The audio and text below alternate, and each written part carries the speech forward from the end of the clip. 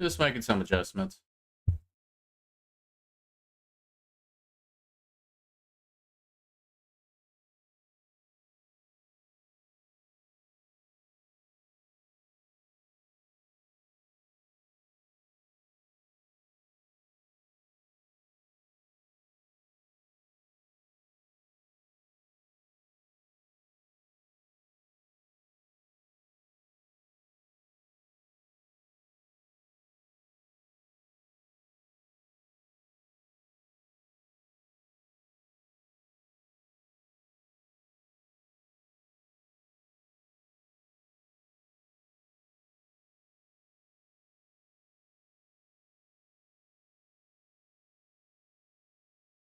Yeah, I have no idea why certain things do what they do.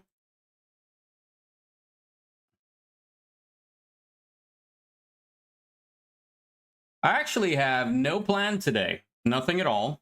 I'm just going to start adjusting stuff.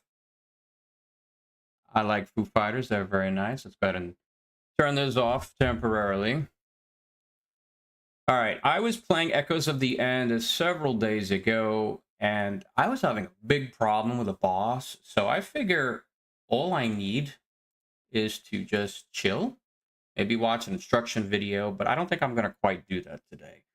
I'm going to do it just chatting because I should. I haven't done so in a while. I think the last time I did a chatting session was New Year's Eve, ringing in New Year's Day. So I'm just going to take a little swig of my water and let us begin. I guess we can start critiquing TikToks if you want. Grain is the only thing that makes you fat. You've got to understand that. My grandfather... She's cute. I like her. This chick is from Australia. And let me just make sure my sound is good.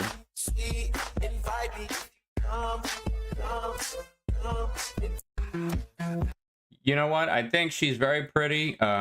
She got most of her fame, looks like, I guess probably with the US.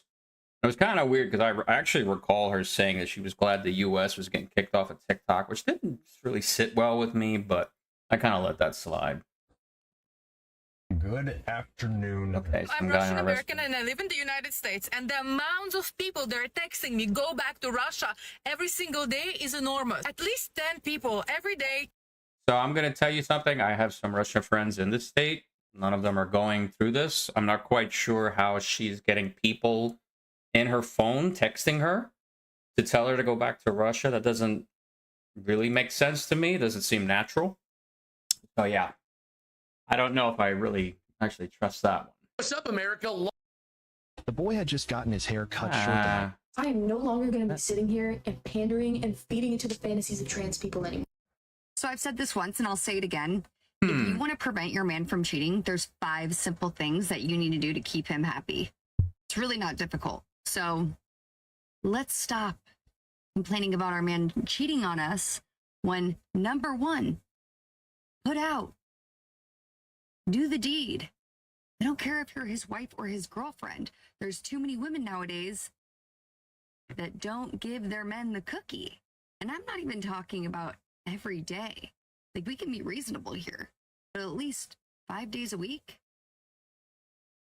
But if you don't want him to go look for it elsewhere, you should probably give it to him yourself. That's number 1. Number 2. So, do you think there's any truth in this? Obviously, a woman can be concerned if her dude is cheating.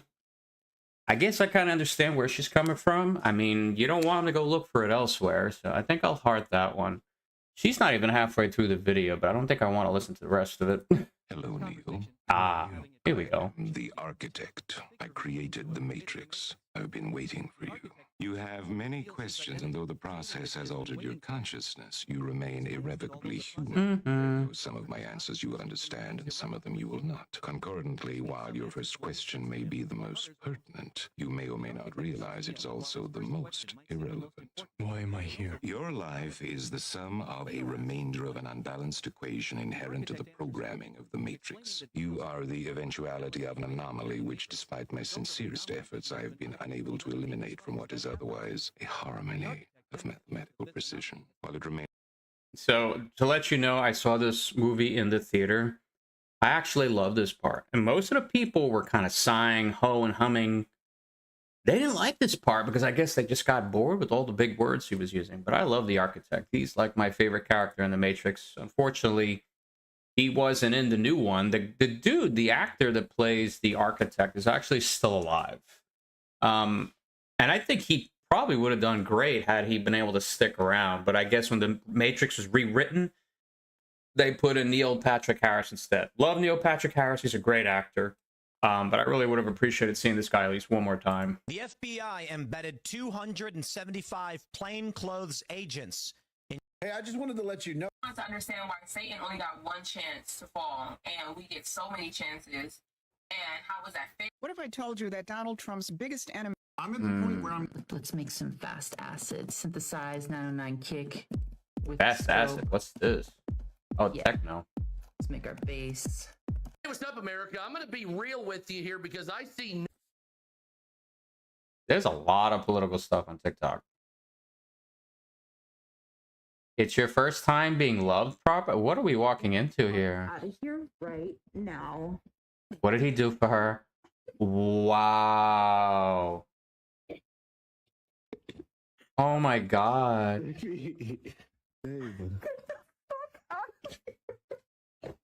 Wow, this dude went all out. She's so freaking... She's impressed. Oh, that is awesome. Ladies, I'm begging you, don't settle. That's incredible. Ale la Cubana? That's really badass. Like, I could see myself doing something like that, but probably wouldn't be appreciated, so I wouldn't be doing it for very long. I'm 24 years old. Never been in a relationship? Keep waiting, dude. My boyfriend got my little sister pregnant. Yeah. No. I'll give you £1,000 right now if you could tell me the U.S. citizen that was deported under Donald Trump. Wheelchair? What up, man? You look behind you like there was anybody else in a wheelchair over there.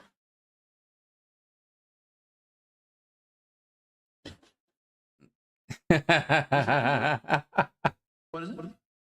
Ben? Ben. Nice to meet you. No? Are you here with anybody? Aw. They're gone? Oh, they went to the bathroom. Oh, that's fun. Oh, you just left them here? You put his parking brake on and just left? Unbelievable. Wow. Brandon, that's what it God, Brandon, nice to meet you. Good to see you, dog. They were watching.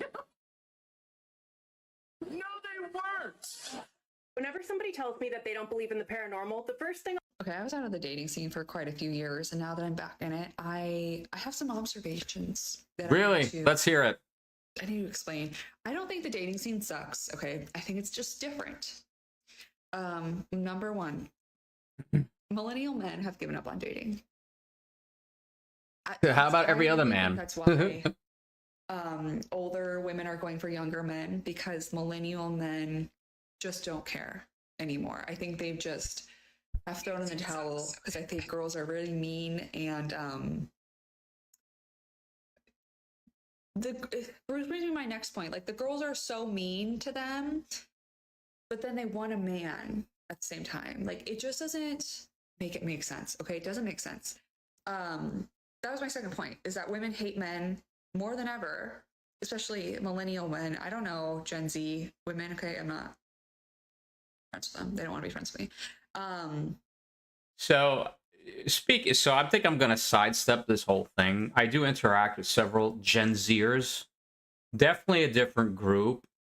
But I'm sorry this woman has never run into the right group of Gen Zers, because a lot of Gen Zers I know are social. They're out there in the world. They're trying to make it. They know it's going to be hard.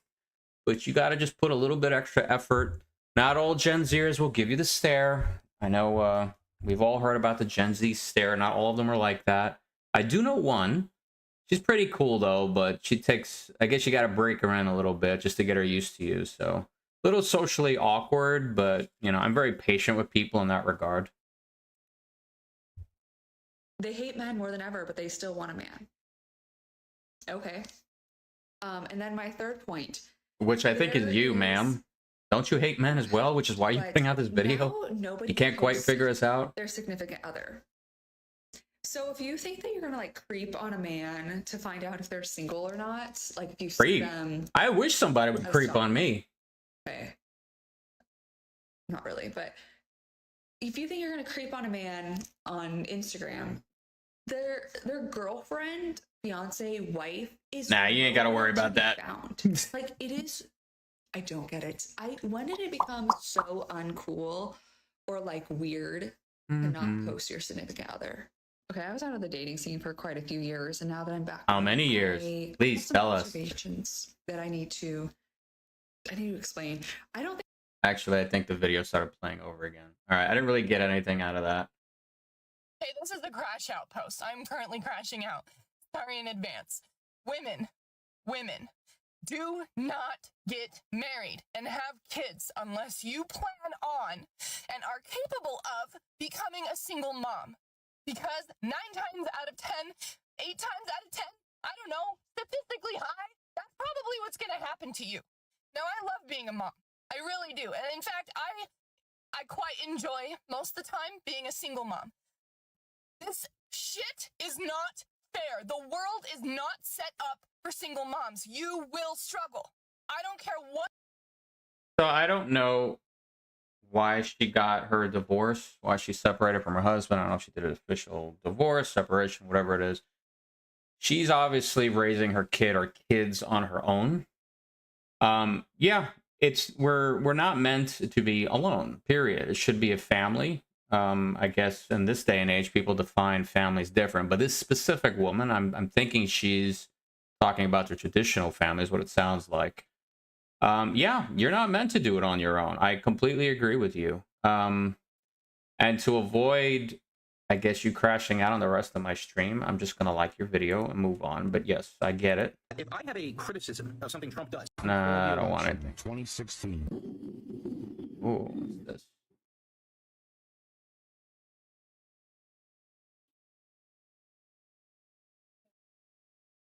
Oh my God. She's gonna feel it, man. She's gonna go through it like everybody did in the movie theater.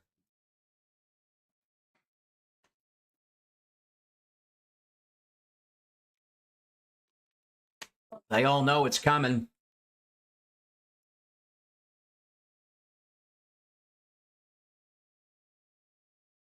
His buddy knows. Spider-Man knows. Mrs. Stark, can you hear me? Hey, Peter. You what? Mrs. Stark. You what, Mrs. Stark? Look at her, how she's getting affected. She's all tearing up. Eyes are glassy.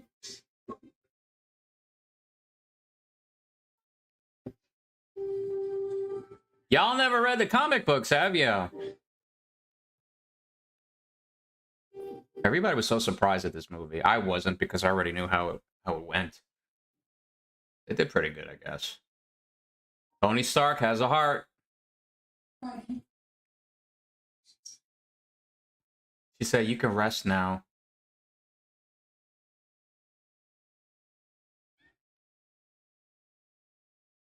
This is what I want. I want a girl I can watch Marvel movies with. I can hear his cat in the background.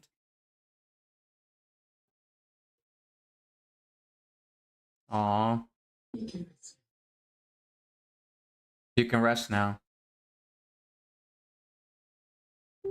See, Pepper Potts knows. See, he absorbed all that radiation from the gauntlet. I remember that scene. Gonna like this one.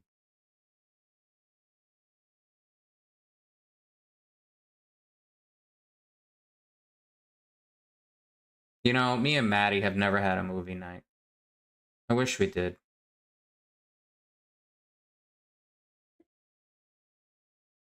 Aww. She's really in her feels right now.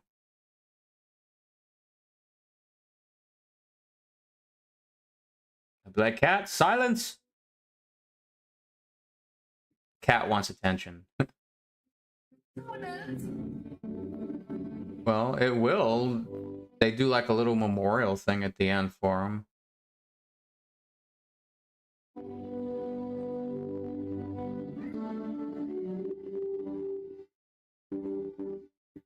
Aw. Yeah, I think this is really the whole reaction on his wife or girlfriend. Oh, so it's the daughter looking at the hologram of him. Yeah, I don't know. I probably kind of ruined it just skipping along. But there goes the memorial for him.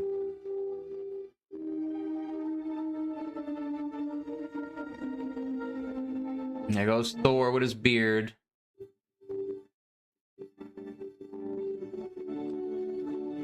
Yep, Tony Stark made the ultimate sacrifice just so no one else would have to. Did you know that 95% of the... So Nope. y'all would never believe what happened to me this morning. What happened, girl? What happened? Tell us. If you don't know, now you know. My name is Sherlock Homegirl. I'm a licensed private investigator in Texas. Sherlock Homegirl. That's licensed very involved creative. in the state of Texas, and I am the owner. So today we had a scare of a lifetime. About 3 months ago, this woman hired my company to do some work for her, and we pretty much been following her husband. Uh-oh. And we were Coming. thinking, like, you know, he's having an affair. He's doing something because the way she explained it to us, he's out late at night. He could have multiple phone numbers, and there's often different transactions that come out every month around the same time. So how much you want to bet the husband cheated? Anybody want to take bets? Bets, anyone? Bets?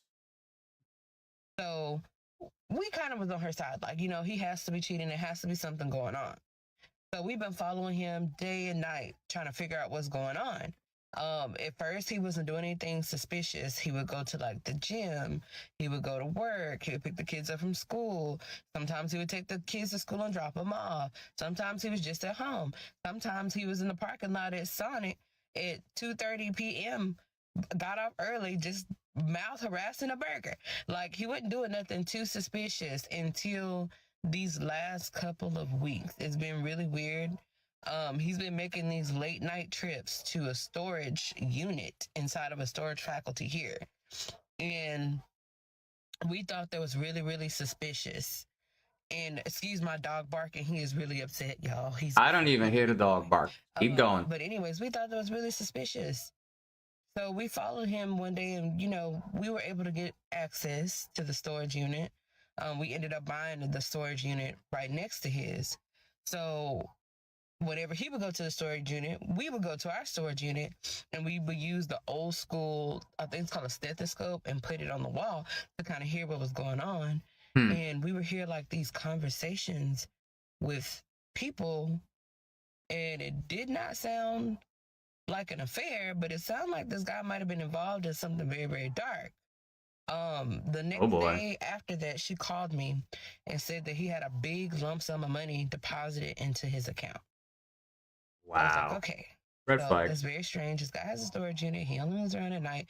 He works in IT cybersecurity, and he's getting these big ass lump sums of money, and we can hear him on the phone. Official with language. People in the evening time. It's very, very strange. So I was like, okay, so we're just going to continue to watch and everything. So at these particular storage units, they have like these little windows that you can kind of see through. Like when you walk on the outside, it's like a little window, but you can't like get through it. It's just like a little small window. I don't know if like it used to be like some type of apartment or something. They converted it to a storage unit. Girl, I don't know. I don't own the place. I don't even know what she's But I talking used it about. to my advantage. But- I look through the window and I see pictures of me at his desk on the walls from different angles. No way. He was checking you out? Me following him. And I was like, what the mess is even going on? I was like, no, okay, should I approach this guy? Should I not approach? So the investigator was being investigated? Is that what happened? That's funny. But it still doesn't really tell me what the dude was doing with his odd behavior. Because obviously there was a time before she got into the picture. I mean, she was hired to figure out, you know, why he had strange behavior. This guy. So I ended up calling his wife and I told her, I was like, look, We looked at the thing. I'm going to send you these pictures and you tell me what you think. And she was like, oh my God, I don't know what's going on. I don't know why he has said that. She was freaking scared, just scared as I was. So I was like, you know what? I'm going to go ahead and approach this guy. And that's exactly what I did. I approached him. I said, hey, why the hell do you have pictures of me on your wall following you at different angles? And the look on his face was like pure calmness. And I was He like, knew. oh my God, He knew it this was dude's gonna coming. kill me. He said, it killed me. Oh my God. And he goes, ma'am. And I said, yes. And he goes, you just don't know how much of an inspiration you are to me. What? And it was really never about you follow me to having an affair. I knew exactly what I was doing. And honestly, I have been in college to go get my degree to be a private investigator. And I looked and I said, oh, wow. Okay. He was like, yeah, I knew you were following me. I don't do anything behind my wife's back. And the reason why I'm even in this storage unit is because I didn't want her to know that I was going to college at nighttime. Why To not? get my college degree to become an investigator. And what way to study a person than to hire one and be watching them as much as they watch me. What the hell? And the real kicker is he goes to the same school that I went to. So all those late night phone calls, all of that stuff he was getting was literally just classes, him attending classes and talking to professors. Then on top of that, the big lump sum of money that he got, that was like student loan money that he had left over that he was going to use to buy his wife a new ring for their anniversary. Wow. And the other stuff that used to come out was him making payments on his student loans early so he doesn't have to worry about going into debt after being in school for that long. Y'all, my heart dropped and my heart sank. And I was all like, when you get done with school, you got to come work for me. You got to come work for me because I like this style. That was nice. Pretty scary, really creepy, but very nice. Very well done. I give it to you. Definitely 100%. You almost got me there in the end. But yeah, that happened this morning. So Wow. So y'all would never believe. So I think the lesson of this is that you never truly know what's in a person's mind. We get bits and pieces in our friendships, our relationships, and we tend to, I don't want to say jump to conclusions, but we try to put stuff together in our minds, how we see it. We try to paint a picture. And there have been times where I painted pictures and it wasn't even that serious. And I think a lot of us do that all the time. So this is an excellent video. Matter of fact, can I am bored. So y'all would. I can't leave a comment? Oh, rats. I want to leave a comment. All right. But yeah. Let me see. Let's see. Reviewed appeal. Appeal not approved. Yeah. Okay. 7 requests. See, when you get stuff like hi dear, nobody talks like that where I come from. So that's a scammer. Scammer. Dude, I don't like this stuff. Hey, we get, that's what's up in, I guess German. So y'all would never believe. Anyway. I am bored. Here are some reasons why I wouldn't match with someone on Hinge in hopes that you guys can. Don't match. Hi.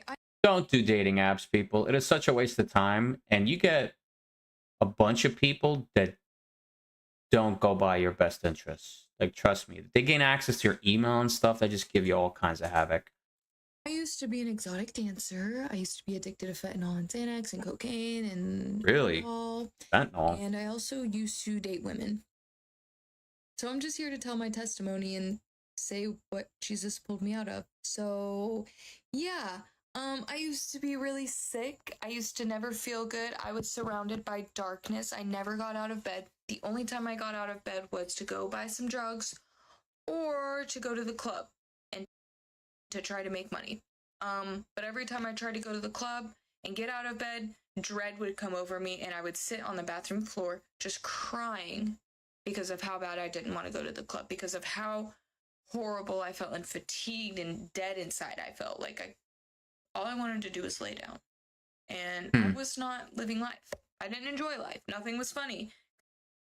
So just to let you know, I am a follower of Christ, and there are times I still get that, but I'm sure it's because of certain circumstances in my life that will tell me not to get out of bed. Like, why even bother? This girl, of course, is something different. I mean, obviously, she was on her path to find Christ, which is why I think, you know, and her sin was obviously tying her down, obviously, and I think she knew what she was doing was wrong and it wasn't productive in her life, so she kind of dreaded even getting out of bed to go do those things. Couldn't listen to music. So I started to dabble in New Age spirituality, looking for healing, and it felt like it fulfilled me for a little bit, and then I came to like, hi, sorry about that. Got out of bed was to go buy some drugs or to go to the club and to try to make money. But every time I tried to go to the club and get out of bed, dread would come over me and I would sit on the bathroom floor just crying because of how bad I didn't want to go to the club, because of how horrible I felt and fatigued. She knew it was dead bad. Inside I felt like all I wanted to do was lay down. And I was not living life. I didn't enjoy life. Nothing was funny. Couldn't listen to music. So I started to dabble in New Age spirituality, looking for healing. And it felt like it fulfilled me for a little bit, and then I came to like a dead end with it, and I felt like this is it. So This is the best it gets. and Yeah, then I've I been ended there. up at the feet of Jesus. He revealed himself to me and said, "I'm the way, the truth, and the life." That's not the truth. I am. He also told me that he's been there with me through every version of me. Every single version of me, he was there with me the entire time. So yeah, Nice. I've been sober for over a year. I've been out of the club for over a year. I don't desire women anymore.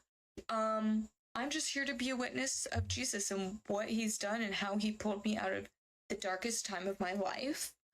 And also share the character of who he is, because I had such a lack of knowledge before of Jesus.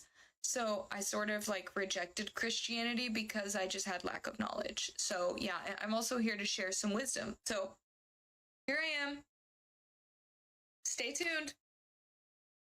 Hi, I used to be an exotic dancer. I mean, she's very pretty, I'm not gonna lie. May you continue to grow in Christ. Why does it do that?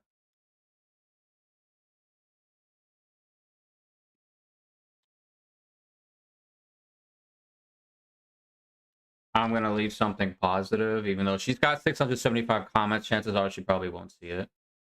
I'll leave it anyway.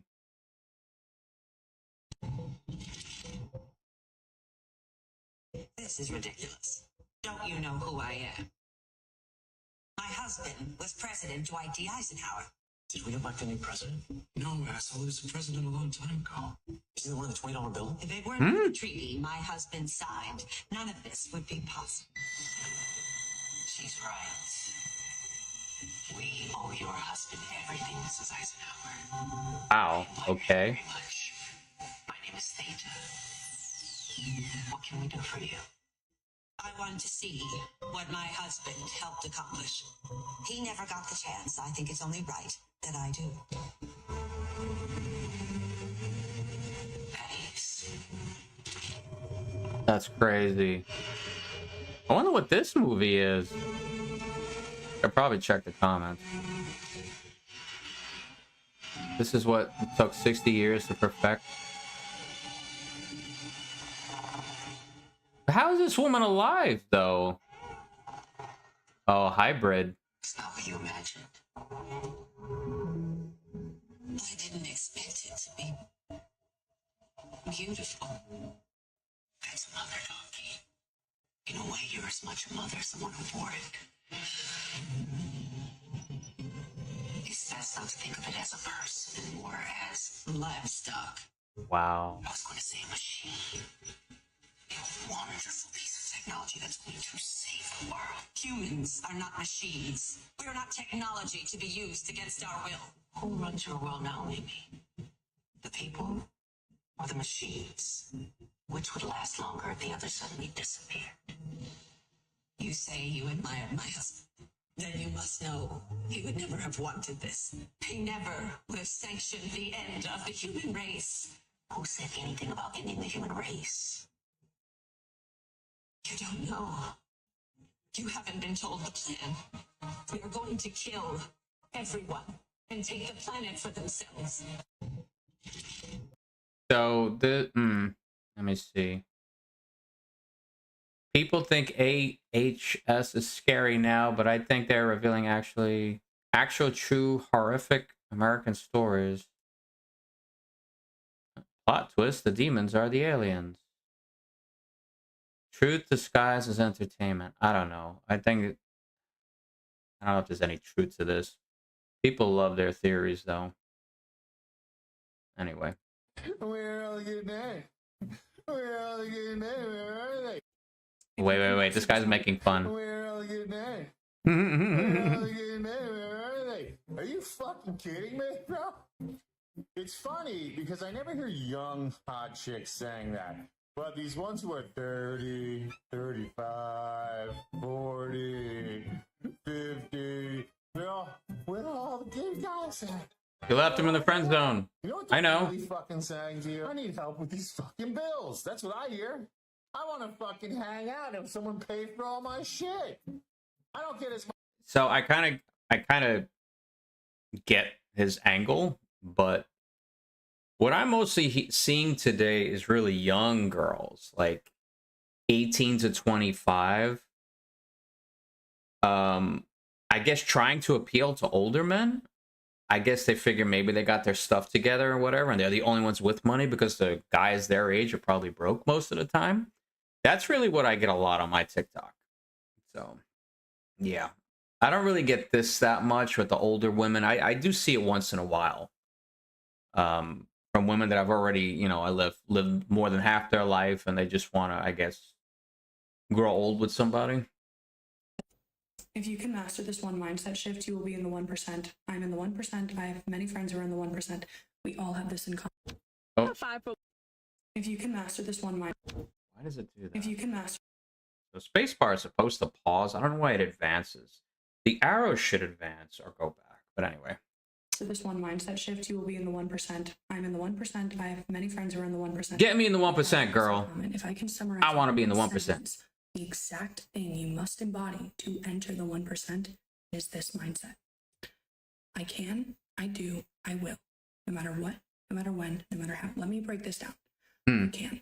Motivation. Most people, 99% of people argue for their limitations. I can't because of this, because of that, because of that. The market's oversaturated. I don't have enough time. Successful people say, I can. They make a way and they believe in themselves. They argue for success no matter what. Now, the second part is I do. There's free information on the internet everywhere, guys. There's no gatekeeping for how to become a millionaire. Some people just... So, I get her mentality. I totally do. Because as soon as you say, I can't, well, then you're right. You can't. Because that's where you stop. You don't even get to step one. So, you got to get that motivation first, and then you have to keep carrying it through. Like, for instance, I got to repair shocks, struts, bushings. Like, I drive an old car.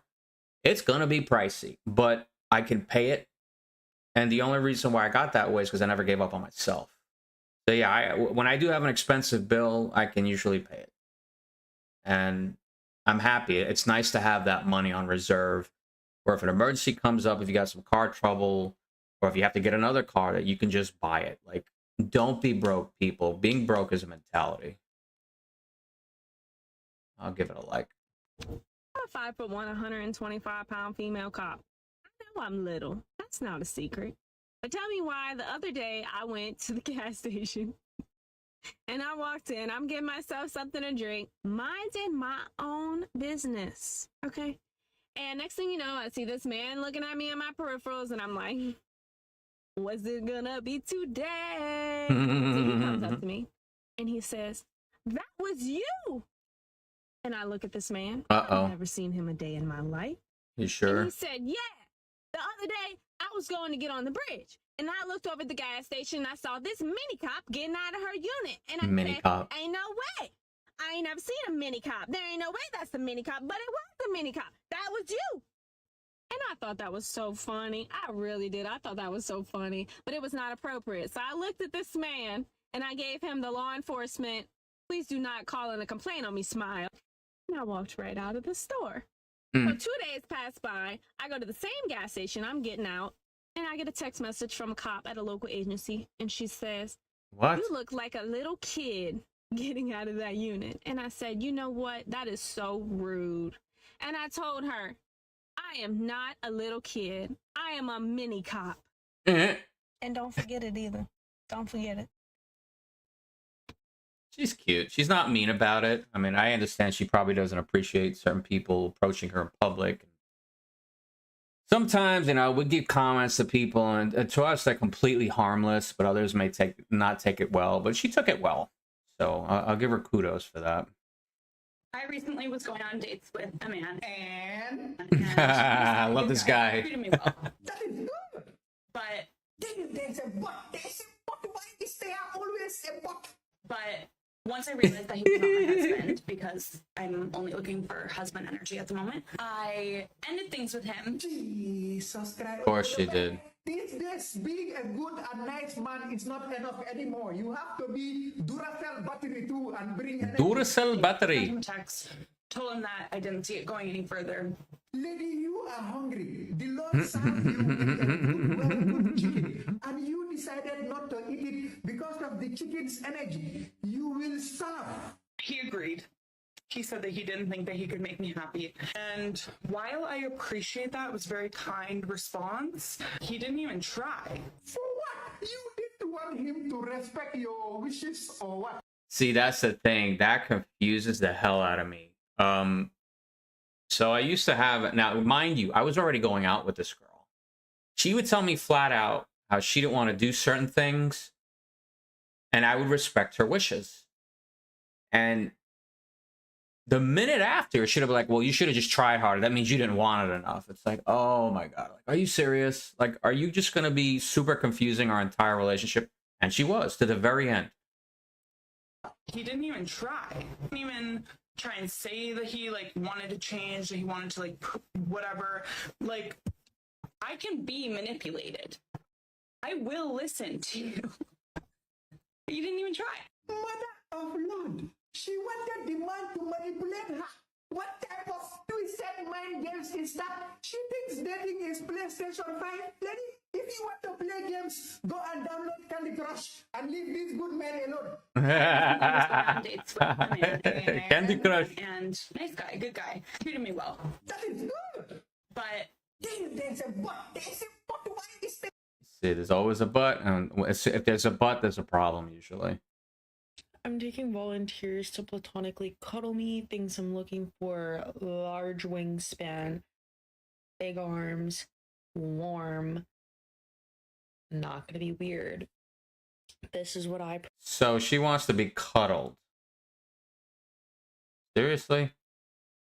Is this the adult version of offering free candy? Am I gonna get adult napped? Can you imagine? Like, I'm gonna tell you something. She can't find a dude she knows personally to cuddle her. She's got to put out a TikTok. Like, literally, there's a girl I know. I would love to cuddle with her, but she's probably gonna take it the wrong way. So I don't ask. But this woman is going out on TikTok asking for this. Provide platonic cuddles. Platonic. Please. So the thing is, this chick, and I'm gonna check out her. I'm gonna check out her profile.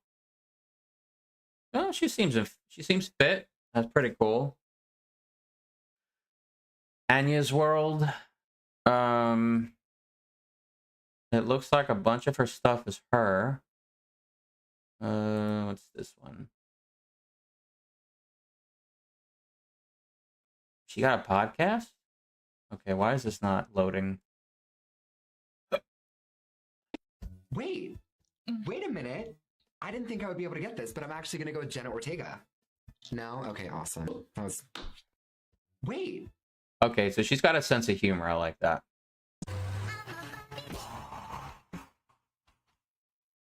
That is awesome. Good figure on her. She got her gym. You know what? I'll give you a follow. You have earned it today. Taking volunteers to platonically cuddle me, things I'm looking for. What the I'm heck? taking volunteers to platonically cuddle me, things I'm looking for. Weirdest thing just happened. It's like something ricocheted off of one of my computer fans and like hit the line. Give me a second. What the hell? Oh, I think something just fell. Anyway. I don't want to be inside your videos anymore. I'm taking volunteers. There we go. If you seriously believe that. No, did this So already. let's make a deal. I'll cook for you, clean for you, even let you use all 3 holes, but you're not allowed to wrap your pickle. So is it a deal? Oh Let's my make a god. deal. I'll cook for you. So you're asking for a boyfriend then?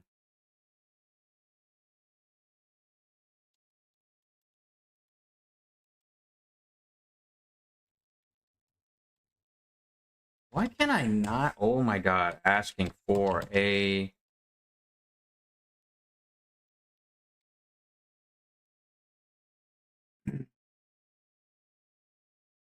You see this? This is so weird. So, you are asking for a BF.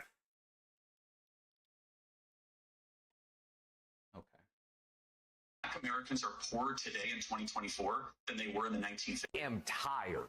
I'm in China and they have robotic legs to help you hike. China is so advanced and they said we can try it for free. Yes. Okay. What? Where do I go? Are you serious? Robotic legs. I already got legs. Things, right? No. It's same robot. Okay. His name Sport Assist Robot. Sport Assist Robot. Yes. Okay. Oh, it goes over your legs. I'm like, I already have legs. I don't need artificial ones. So if I'm running, I can run faster? Yes. No way. No, I got a bionic man all of a sudden. Oh, thank you. Yeah. Okay. 205 for Me, I do. 205 for. Okay, so what is this? This goes around my waist? Okay, let's Okay. fast forward a little bit. I'm walking normally. Whoa. Future, I'm running with a robot. Oh, it does. So it goes over your legs and it assists you. That's pretty damn awesome, though. That's better for people that have difficulty walking and stuff like that. That is awesome.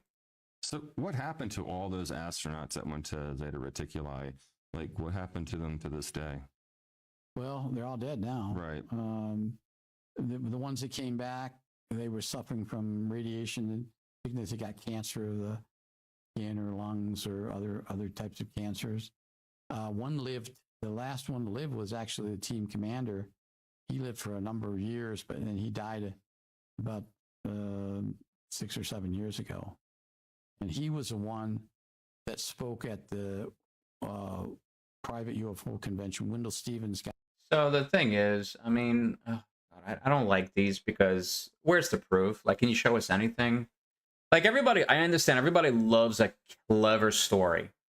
I love clever stories. Like when I was younger, I used to participate in like Christian Service Brigade, and I could just make up stories off the top of my head and have all the kids around the campfire captivated until I got to the end of the story. Everybody loves a good story, and that's what I think these are. So let me see if I got this straight. You think Put a finger down if you move home from living overseas for a year to no job, no money, no nothing. So you have to go sleep on your brother's air mattress at him and your sister-in-law's house and job hunt for 6 months. In the meantime, your relationship turns into toxic waste and he breaks up with you on a random Thursday and then ghosts you. And you don't really blame him because you were terrible for each other, but you went through a breakup nonetheless. And then a month later, you get robbed at gunpoint. 2 teenage boys on a Monday night put a gun in your stomach and rob you. And then boom, you just have to just whatever. Yeah, a bunch of cops. You get a whole detective assigned to your case. All that fun stuff. They get them on camera, yet somehow they never actually catch them. So you're just stuck with the trauma and PTSD for the rest of your life. And then 2 days later, you get offered a job. And then you still have no money or anything, but you need this job. So you move 3 hours away for this job. No furniture, no nothing. First of all, I want to know what country she chose, because I'm very curious. Did you move to Gotham City? I love that comment. First one I see. Did you move to Gotham City? Dang, girl, what's going on? I'm telling you. You might want to move somewhere safe. Oh, my God. I love the fact that now we can put pictures in the comments. This makes it more hilarious. You got to conceal carry, gang. And that's Gen Z talk right there. Gang, gang, gang, gang. No friends in this city, and then you just move there and you love your job and it's great and it's awesome.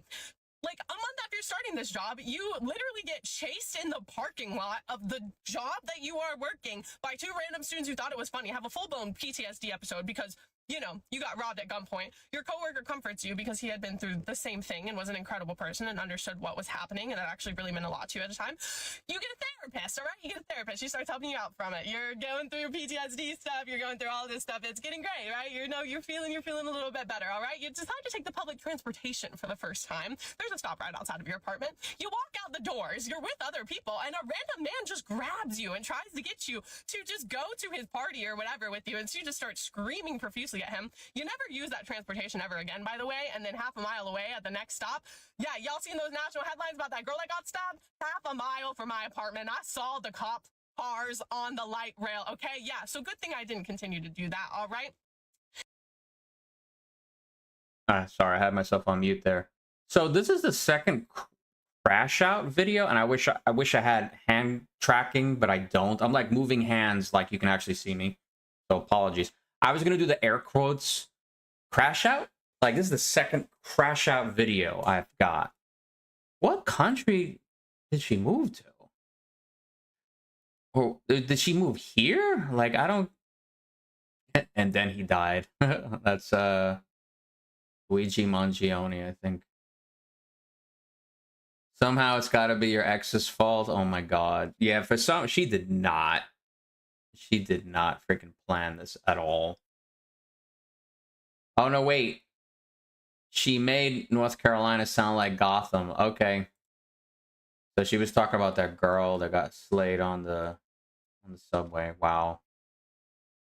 And then a couple months after, you know, the light rail grabbing incident, you are walking to get coffee, broad daylight, at this new job that you love. That's great, right? A man hops through the bushes and follows you to go get coffee and then follows you back. Now he knows where you work, what you look like. You're alone. You don't know how to tell him to leave you alone. And yeah, so that's really, really. So the thing is, it's her eyes that make her so attractive. So unfortunately, if you're a little too pretty, it can be to your detriment. There are a lot of creeps out there. So if your eyes glow like this chick's, like I don't know if those are gray eyes or just very light blue, but yeah, I definitely noticed them. But that could be to your disadvantage. Fun. So once again, you literally have a panic attack in your office and the same coworker helps you through it. Awesome, right? And then you go home to visit Raleigh and you see your brother and sister-in-law and it's great and whatever. And it's late at night. You're walking home. Raleigh, North Carolina. Drinks, you know, and you look and you see these 2 teenage boys looking in cars on the street that you got robbed in. And it was the guys. And you just see them again. And then you know what? You never call the cops because you didn't want to be wrong. And that's the thing. They were probably thinking about robbing her again. And then ruin like 2 boys' lives and endanger them and, you know, all those fun things. Endanger so them? with that, you go back. Endanger them? Sweetheart. If they don't learn now, they're going to learn later, and the lesson's going to be a lot more harsh. All right? All right? You still with me? Okay. And so then, a few months after that, you're thinking everything's fine. You're thinking you're all good. You think, like, life is on the up and everything's fine. And then you go to Target, once again, on your lunch break while you're at work, and some man almost hits you with a car in the parking deck, and then starts yelling at you when he almost hit you with his car. And then he waits for you outside of the Target and then follows you to your car. And so once again, you are freaking out and you're really just not okay because you know all this stuff is happening and you just haven't. What is it with this thing that people have the brass big ones to confront people they don't know in the street like this. Like North Carolina, as far as I know, you can conceal carry there. I think Texas has a reciprocity with the Carolinas. You don't want to mess with just random people in the street. I don't know why people are so bold. They're really ignorant of what people are capable of. Really had the chance to even process anything, and every time you go to therapy, you once again have one new thing to work on, and you can't even work. She's got therapy, apparently. I think she would need it after all this. Super messed up events just keep happening, and it literally feels like your life is like some big old comic like joke, and you just really don't understand it. And your friends are starting not to even believe that all of this stuff's happening to you because it just continues and continues to happen. And so you talk to your therapist, and you're like, we really need to focus on like one topic at a time. You know, we're really gonna get. Yo, she's crashing out on the video. My life feels really unbelievable at the moment. Blah blah blah blah blah. You make that decision, okay? You go to your therapy appointment Monday. 5 days after your Yo, she's got a tick for no. Wow, she does have a tick. So actually, you know how we said that? We can't.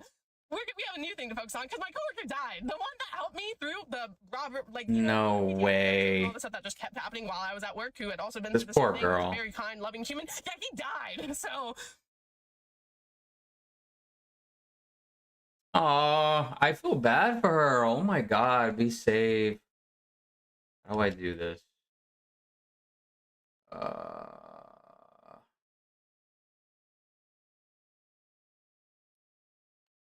I'm sorry. You've been going through a lot. Be safe, girl. Like, I don't know what else to tell her. Like, this poor girl, she did have a crash out on video. Okay, next. You have a guardian angel. Hollywood has lied to you about how firearms work. This becomes Yes. a problem every single time there's some sort of a tragedy. So I'm going to skip this video, although I'm very interested in what it has to say. I don't want to I try to keep politics and stuff out of my streams because it invites all kinds of trouble. Knick knack paddywhack, give the dog a bone. This old man is rolling home. Yeah. Rough time for the Irish in the 1800s, huh? What? Swerve? Swerve? Not a swerve at all, actually. Do you know what you're singing about? Are we doing this? We are. It's just a ditty. It's just a feel good. Like Knick-knack, paddywhack. So tell me what this means. The song was first published in 1906, but it could date back to the Irish potato famine. See, a lot of English people settled in Ireland in the 16th century, and the Irish did not like it. So there was a Irish girl, very, very fair skin, very light eyes, kind of like hers. She used to do MMA with me. I don't know what happened to her, but she was very, very pretty. Older woman, but yeah. I gotta keep in touch more, I really do. Well, that makes sense. And when the English got there, of course, they had most of the best land and rented to the Irish. Renting your own land. That sounds I think they're on land to them. Yep. about right historically. And the staple crop of the Irish was the Potatoes. When the potato crop failed in 1845, it led to a drop in the Irish population. You know how much? I don't know. Tell us. Percent? Try 25%. 25%. So 1 out of every 4 people died. Owners did nothing to help, so animosity grew. Yeah. As a result, a lot of Irishmen became tinkers, selling things like pots, pans, other knickknacks, door to door. Knick-knack, paddywhack. And that English term for Knick-knack, Irish- paddywhack. I don't know. You do. Well, I don't. Tell me. And when the English didn't want what the Irish were selling, they'd give them a little whack on the bum. Send them on their way. This is just really... I'm not done. Okay. All this suffering. Yet if the English would see a dog on the street, they'd give it a bone.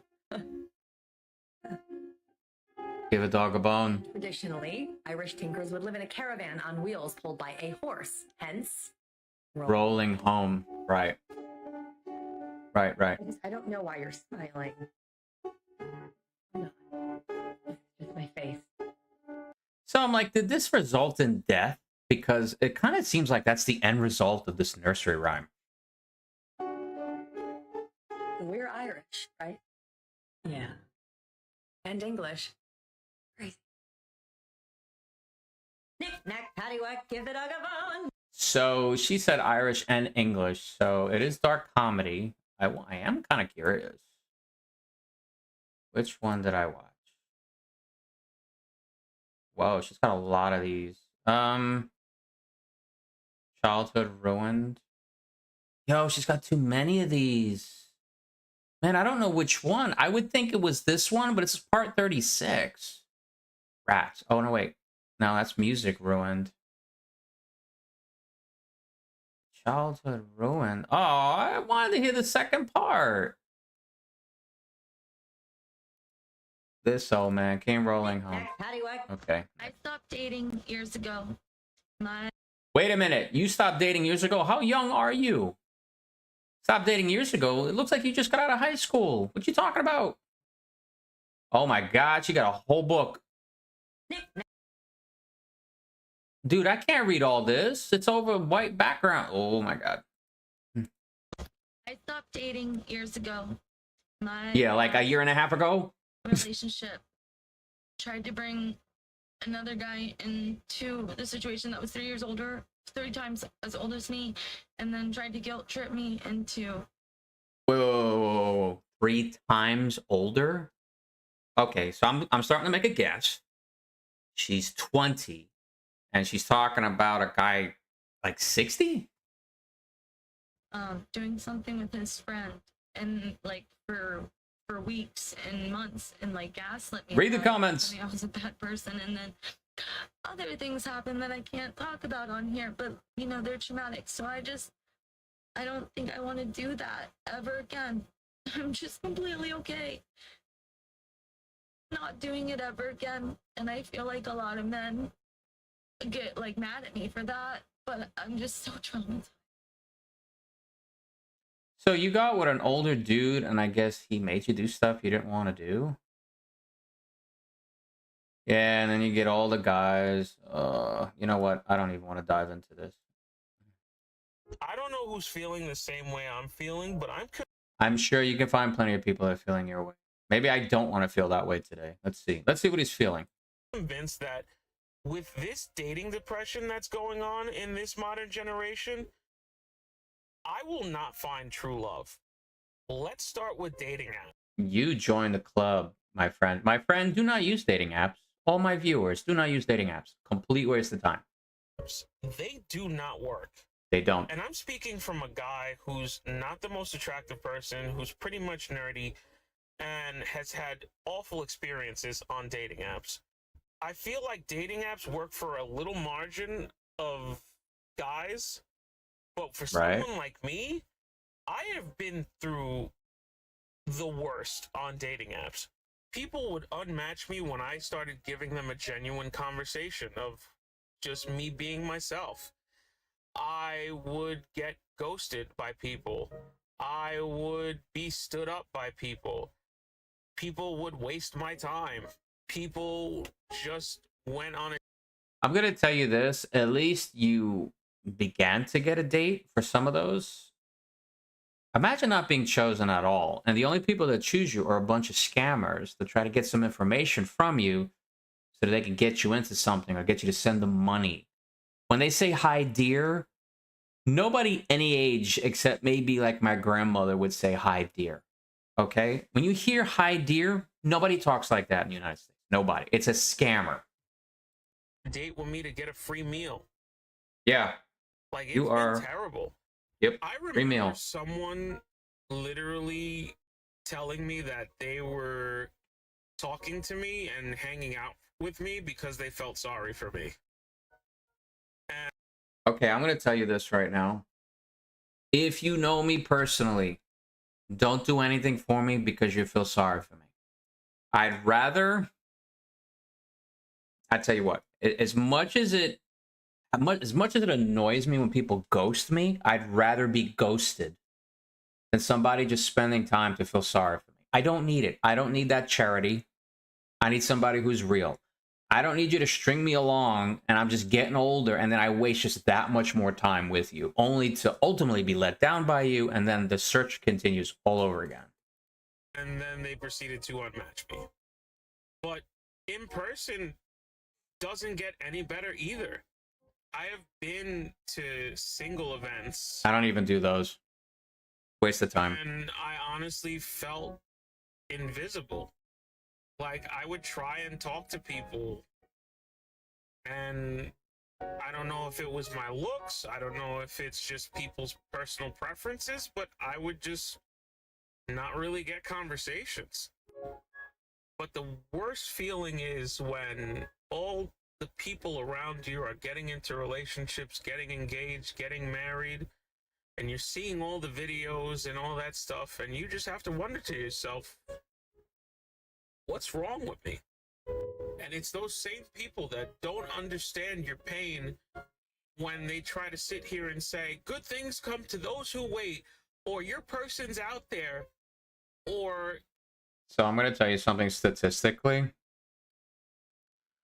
I get the whole good things come to those who wait, but I don't know if you really want what's at the end of that tunnel. You may meet somebody, you just might, but not all endings are happy ones. Your waiting season is gonna end soon, trust me. Yeah, soon enough. You don't know the hope that I've lost. The dream of having children and being... And this guy, doesn't he looks like he's in his early 30s. Like, dude, wait age 10 years and still be in the same position. It's truly frightening. Married or finding someone to build a life with just fleets. It does run out. I was gonna say, or what else I was gonna go into, but I hope you guys get the happiness you deserve. And that could be interpreted any number of ways.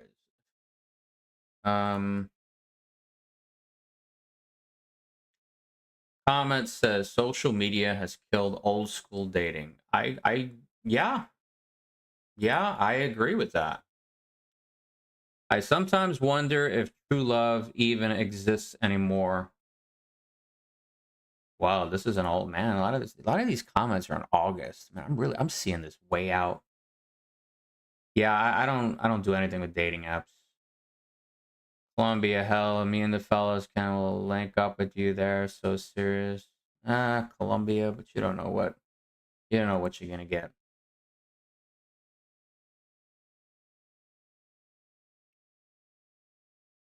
I don't know. I don't really know what I can add to this. I think a lot of people are hitting home. This girl says, I'm 46, no kids, never married. I do know. Wow. It's really hard for women. It really is. When they get that age and they still haven't met anybody. Makes you wonder if she's ever going to have kids.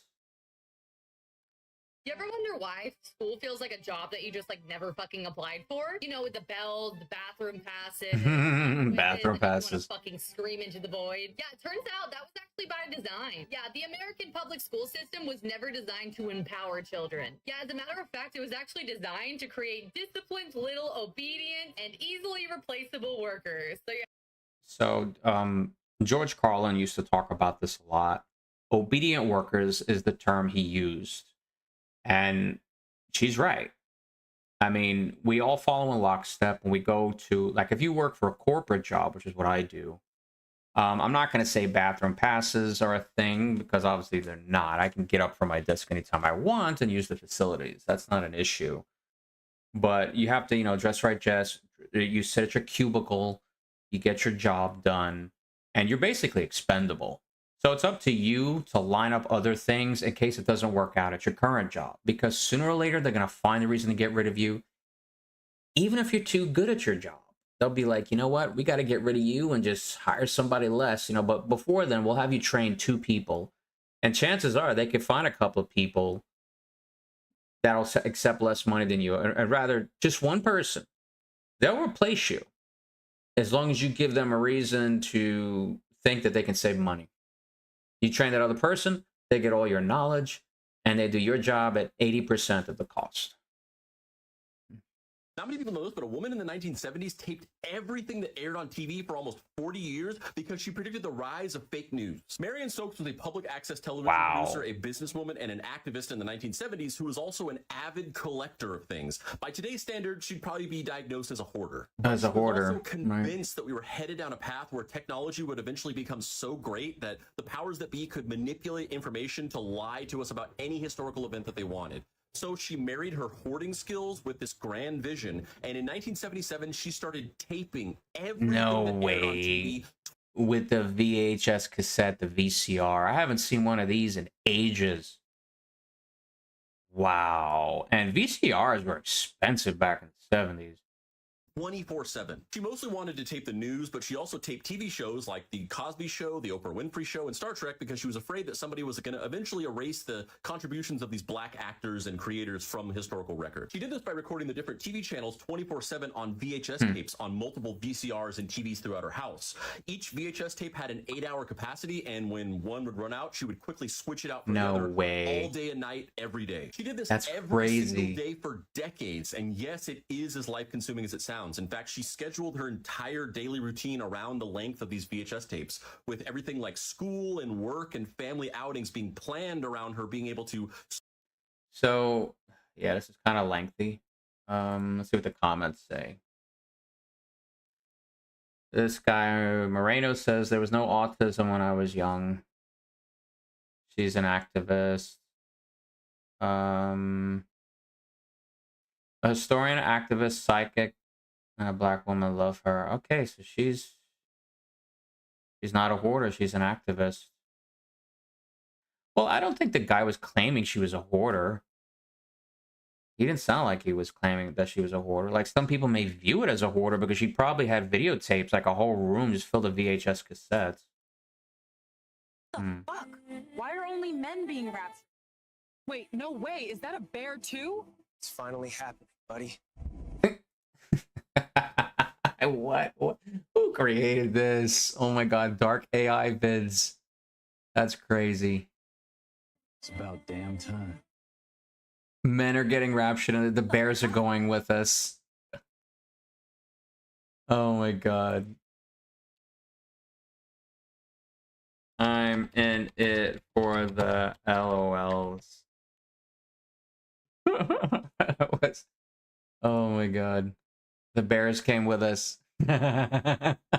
So my point is, if you look at the Democrats. Sunday at 4 a.m., I woke up to get a glass of water, and I came back and grazed my bed with my hand, as I always do. It's just like a natural instinct. Checking for my cat because he sleeps with me, and he wasn't Aw. there, so I turned on the lights, and there was a puddle of blood about this Ooh. big in the spot that No he way. sleeps. And all over the floor were a bunch of like track Droplets. marks, paw prints. Jesus, what happened to her cat? Bloody Man? paw prints all over the floor. I followed them around the house, obviously panicked. I have 2 cats, so I called both of their names, and I found Spike sitting in a puddle of his own blood. Because it was Sunday, his vet was not available, so I took him to the emergency vet. The blood was coming from his arm. It was gushing out Ew. blood, gushing. What There was happened blood to him? all around the house. It was coming from a cyst, or what I thought was a cyst, and what the emergency vet thought was a cyst that just grew rapidly, literally within a couple of days. It went That's from insane. like almost unnoticeable to pretty big, and it ruptured.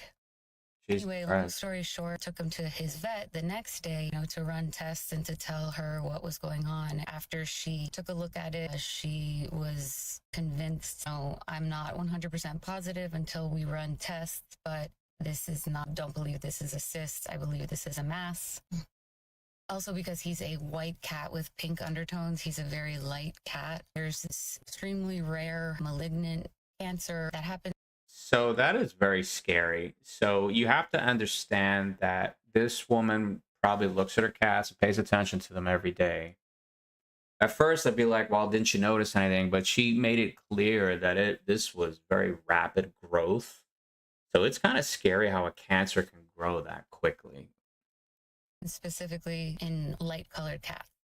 Anyway, so that was yesterday. Today, about 20 minutes ago, 25 minutes ago, I dropped him off for surgery, get it removed and biopsied. In March, he also had surgery for his urinary tract, which also happened on a Sunday. And Oh boy.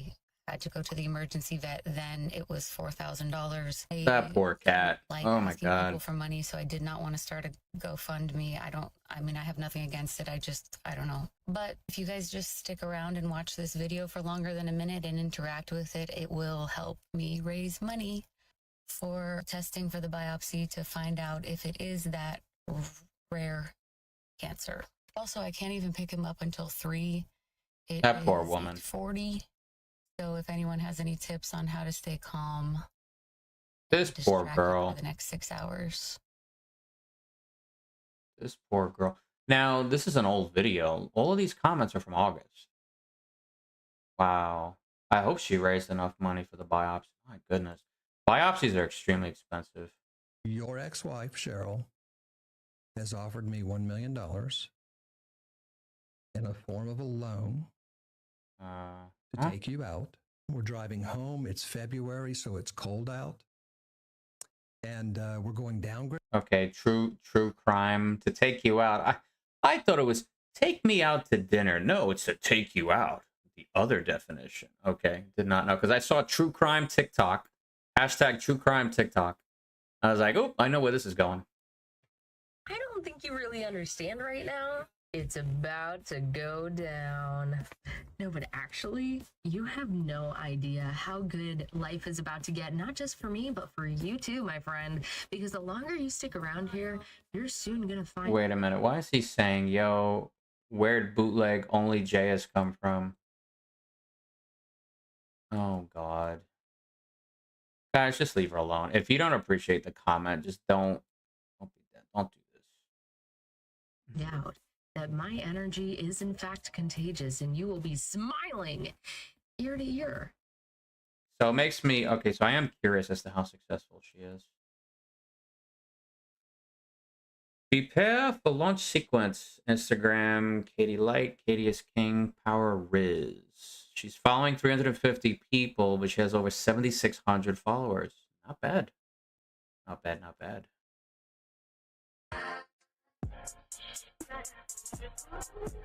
Okay, I don't like slides. My mom told me to just be myself and people would like me. I mean, I kind of get the only JS comment. I kind of get where that's coming from, but if it works, it works. Just let her do what she's got to do. I don't mind Do it. you guys know that there's over 900 billionaires in the United States? Yes, 902. If you combine So I thought it was like 702, but I guess there's 200 more of them.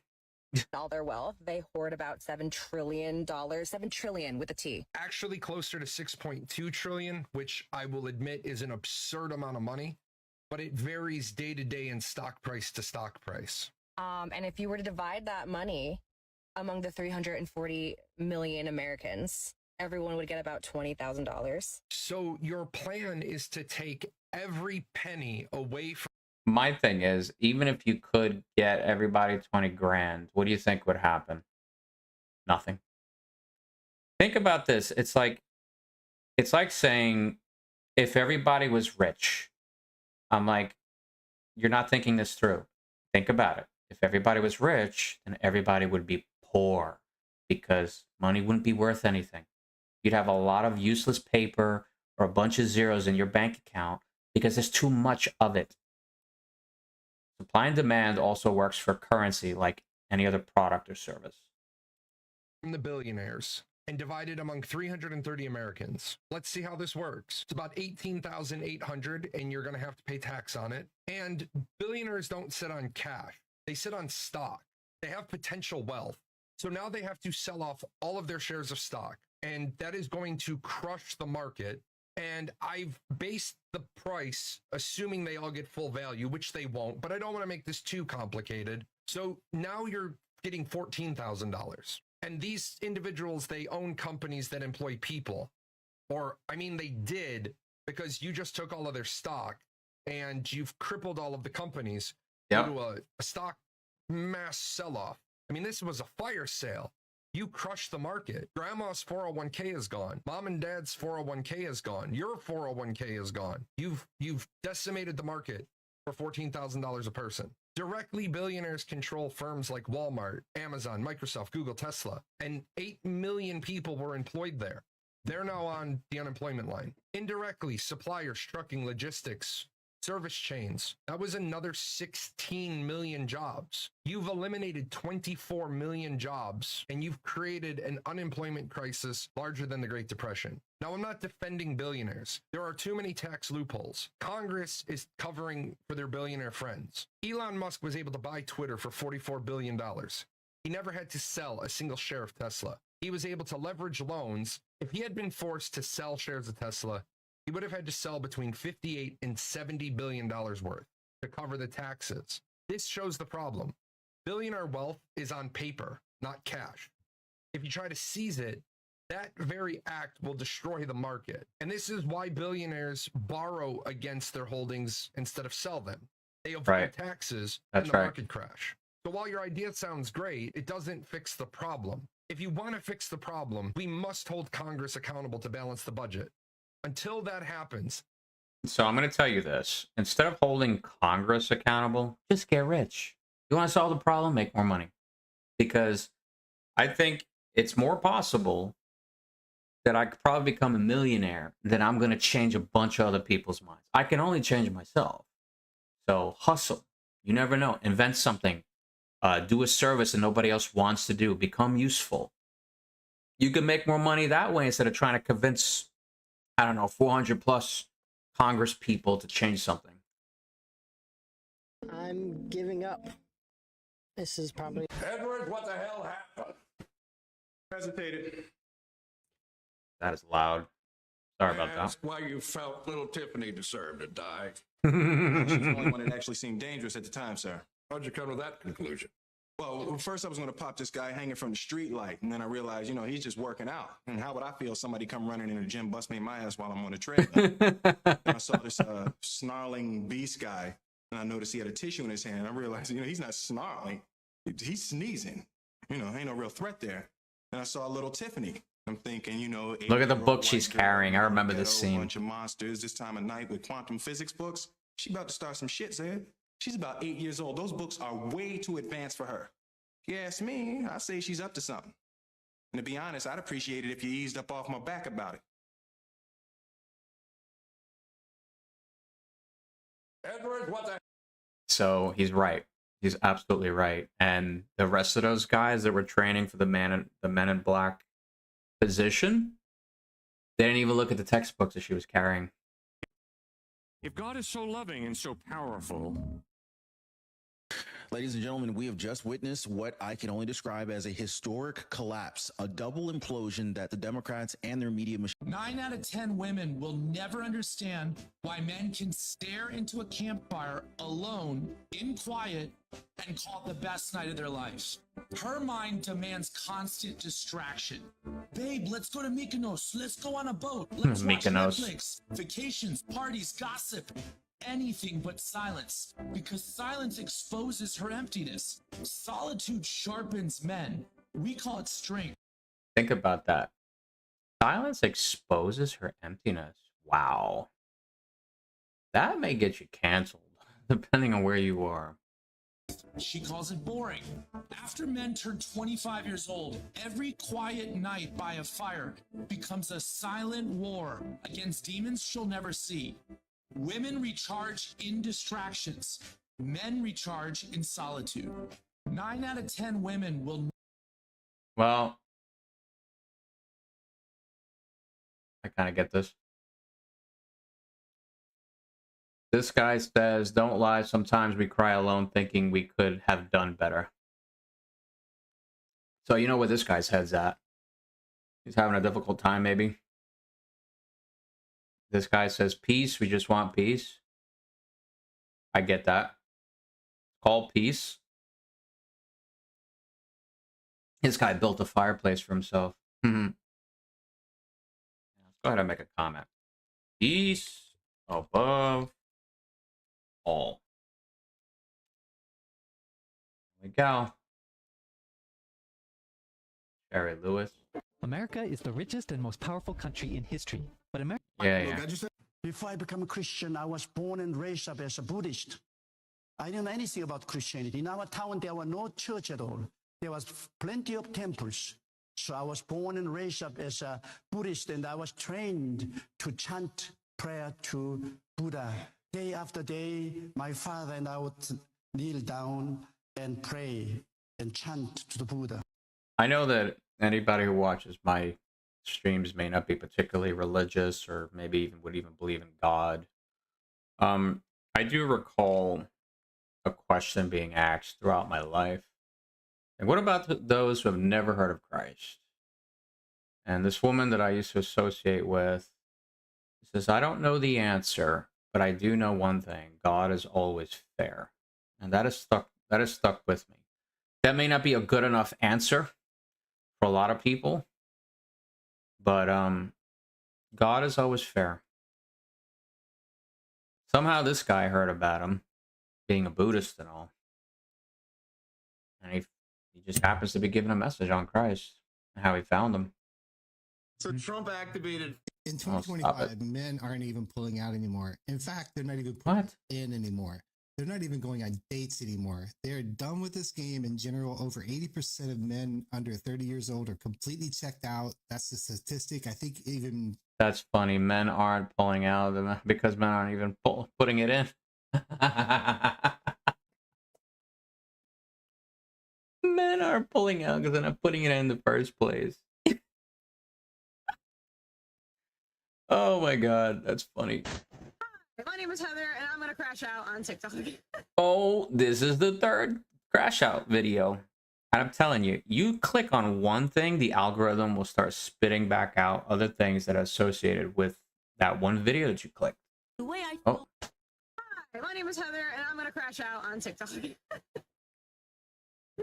these poor women. I already got it, so here's my crash out. I'm gonna try not to yell because I yelled a lot in the one on Snapchat, and I don't know if either way.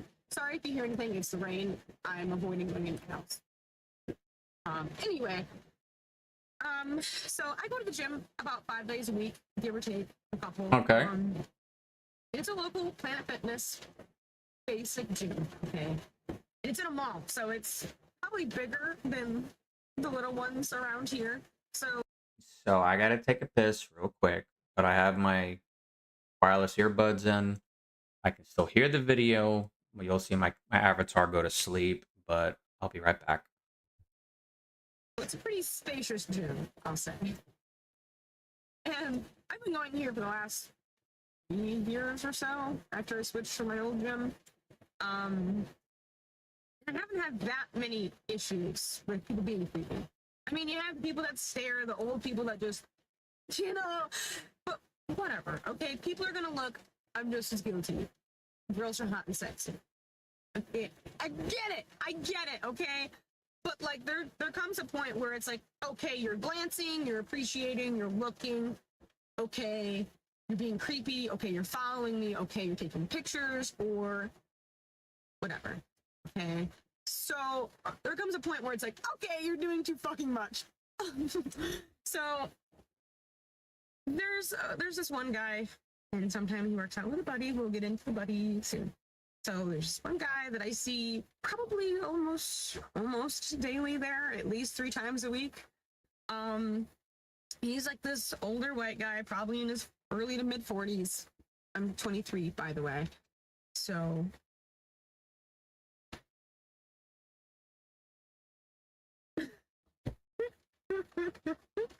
he's like this just bald, short, white guy. Okay, whatever, cool. Enjoy your workout. So would it be as bad if he wasn't bald? I'm just curious.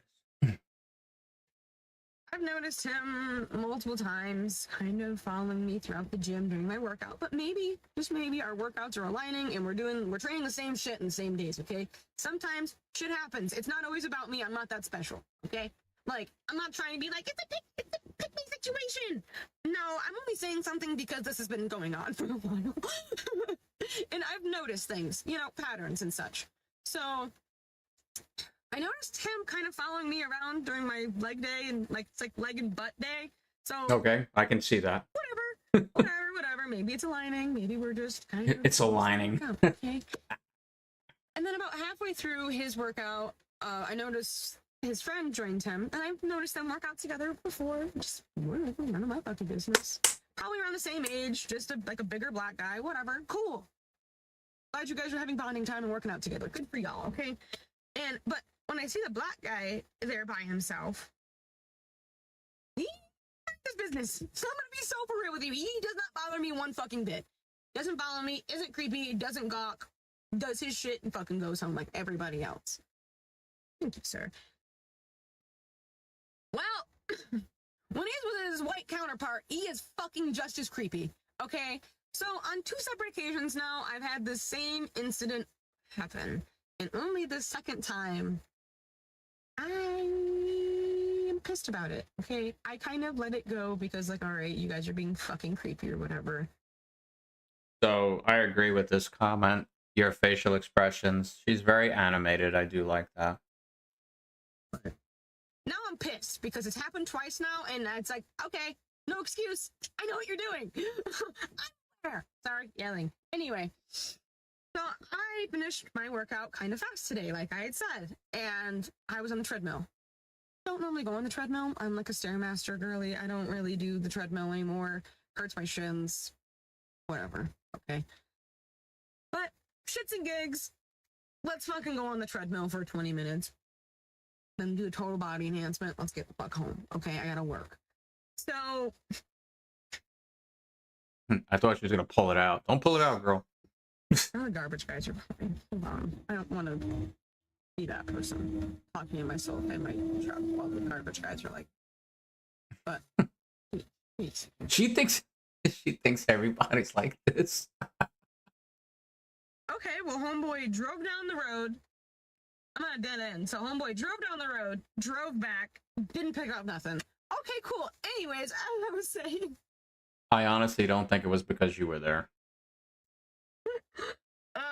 So I was on the treadmill, and I don't normally do that, like I said. And this Planet Fitness, where the treadmills are, is like pretty much almost directly behind me was the door to the women's locker room, and then to the left behind me, like probably like 30, 40 feet down, is the men's locker room. So I'm like right in front of the women's locker room. Okay. So there's no reason for a man to be behind me unless they are just walking. Okay. No stagnant standing reason. Okay. Yes, the water fountain is there, but for you to be there for 5 minutes is unnecessary. Okay. It doesn't. So, I mean, it definitely sounds like she has an issue with guys staring her down. Like, I get it. Kind of annoying. Shake the car. Do a severely dehydrated. What the hell? Take that long to fill up your water. Just saying. Anywho, mind you, I don't have water bottles in their hands. Anyway, she's a cute girl. So I'll give her both that. times, just facing that way, kind of angling yourself, but you have to turn more this way to leave instead of this way because that's where I was. Anyway, so the first time I noticed it, clocked it, it was weird, and slowly throughout the 10 or 15 minutes I was on the treadmill, they slowly got closer to directly behind me and then stood there for 5 minutes. Like, and I say 5 minutes because I'm aware of my surroundings, okay? My dad was in the army, so, like, I am well aware of my surroundings, okay? But I'm making it obvious, like, I see you, okay? I see me, see you. What's going on? So I get off the treadmill, they leave. I'm like, that's fucking annoying. Like, you leave after you gawk at me, and now I'm done, now you're done? Okay, whatever. Maybe they were just having a conversation. They were, but okay, this instance, same thing. They started off by the men's locker room, and then they stood behind me. Mind you, it took them maybe a minute and a half to get behind me this time. They didn't even try to be fucking slick about it. They just they sat there, had fucking not even a minute of conversation, and then walked behind me and stood. Well, she did make a comment regarding you know, leg day and whatnot. I mean, she's got a pretty face. She probably has a pretty impressive physique. I learned over time you don't gawk at women because, I mean, they could feel a little nervous. You know, you take a quick mental picture, if you will, be like, wow, that girl's really pretty. And then you just keep it moving. So I get it. You know, if they're just unapologetically just staring, that is kind of rude. My eyes are gonna start twitching. What? I get it. I understand looking and appreciating or whatever. But gawking? Bro, what about that makes me feel good? Being looked at like a piece of fucking meat. Hello? So, at this point, I am fucking pissed and annoyed. So I am slamming my drink down, throwing my phone on the thing, and I'm like turning around and looking at them now. Like, eye contact. I'm aware you are standing behind me. I got so fucking pissed, I just turned the treadmill off and walked off. And what made me even more mad is the fact that when I got down, I stared at them. You are pretty to look at. They didn't have the balls to, one, break eye contact. And two, as soon as I turned around to go get like the cleaner to clean the machine, they fucking left. I'm like, so I couldn't have even confronted you if I wanted to, other than me just stepping off the treadmill. You were too pussy shit to walk up to me and hit on me, so you were just... So wait a minute. I'm a little confused. So does she think it would have been better if one of them hit on her? Is that what she's saying? Because I kind of thought we were going on a particular train track, if you will, but it seems like we derailed or went to a totally different track altogether. Would it have made it a better experience for her if one of them actually hit on her? Sufficing by fucking standing behind me and gawking. The least you could do is have the fucking balls to say something. Like, I'm gonna turn you down either way. You're well aware, mind you, these men have seen me in there with my fiance.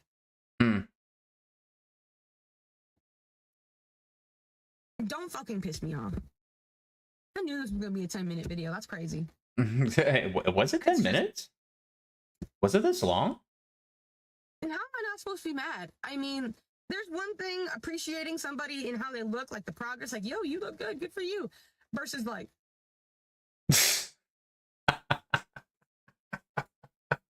I get it, though. I get it. Anyway, thank you for coming to my crash out.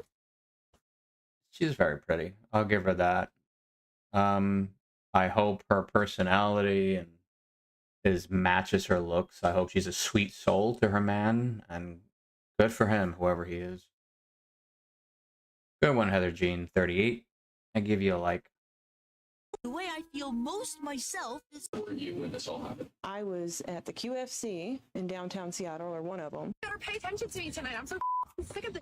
Oh my god. I don't The like only reason these. why cartoon characters wear white gloves is way more disturbing than you think. So everybody's familiar with this very specific style of white glove that a ton of classic cartoon characters wear, but not many people... I'm not going to say I'm not interested, but I could tell by his video it's quite lengthy, so I'm going to skip this one. All right. Repeat after me. Ready? Yeah.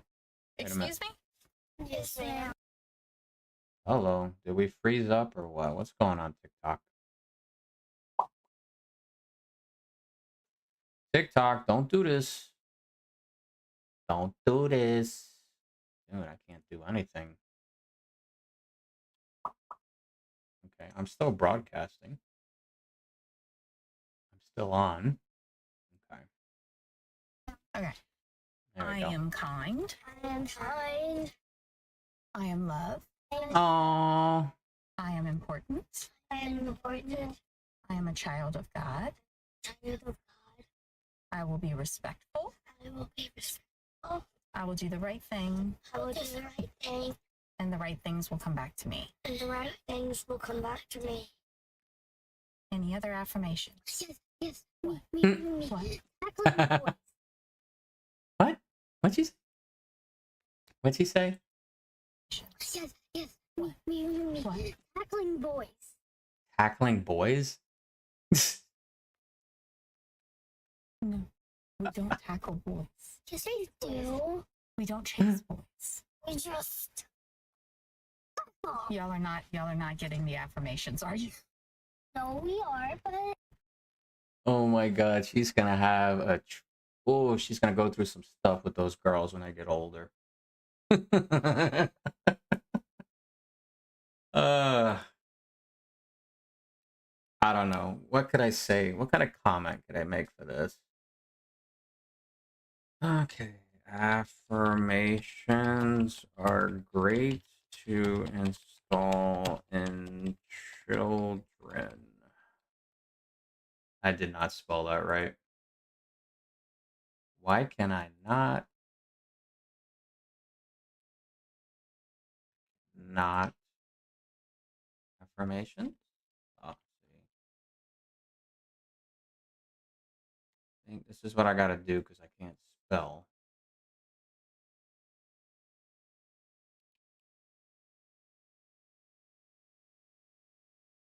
Okay, next. This is now the 4th time I've made the shareholder primacy video. I don't know what No, I'm doing. no. I'm so glad our big, beautiful, unconventional family has found a place to live. Okay,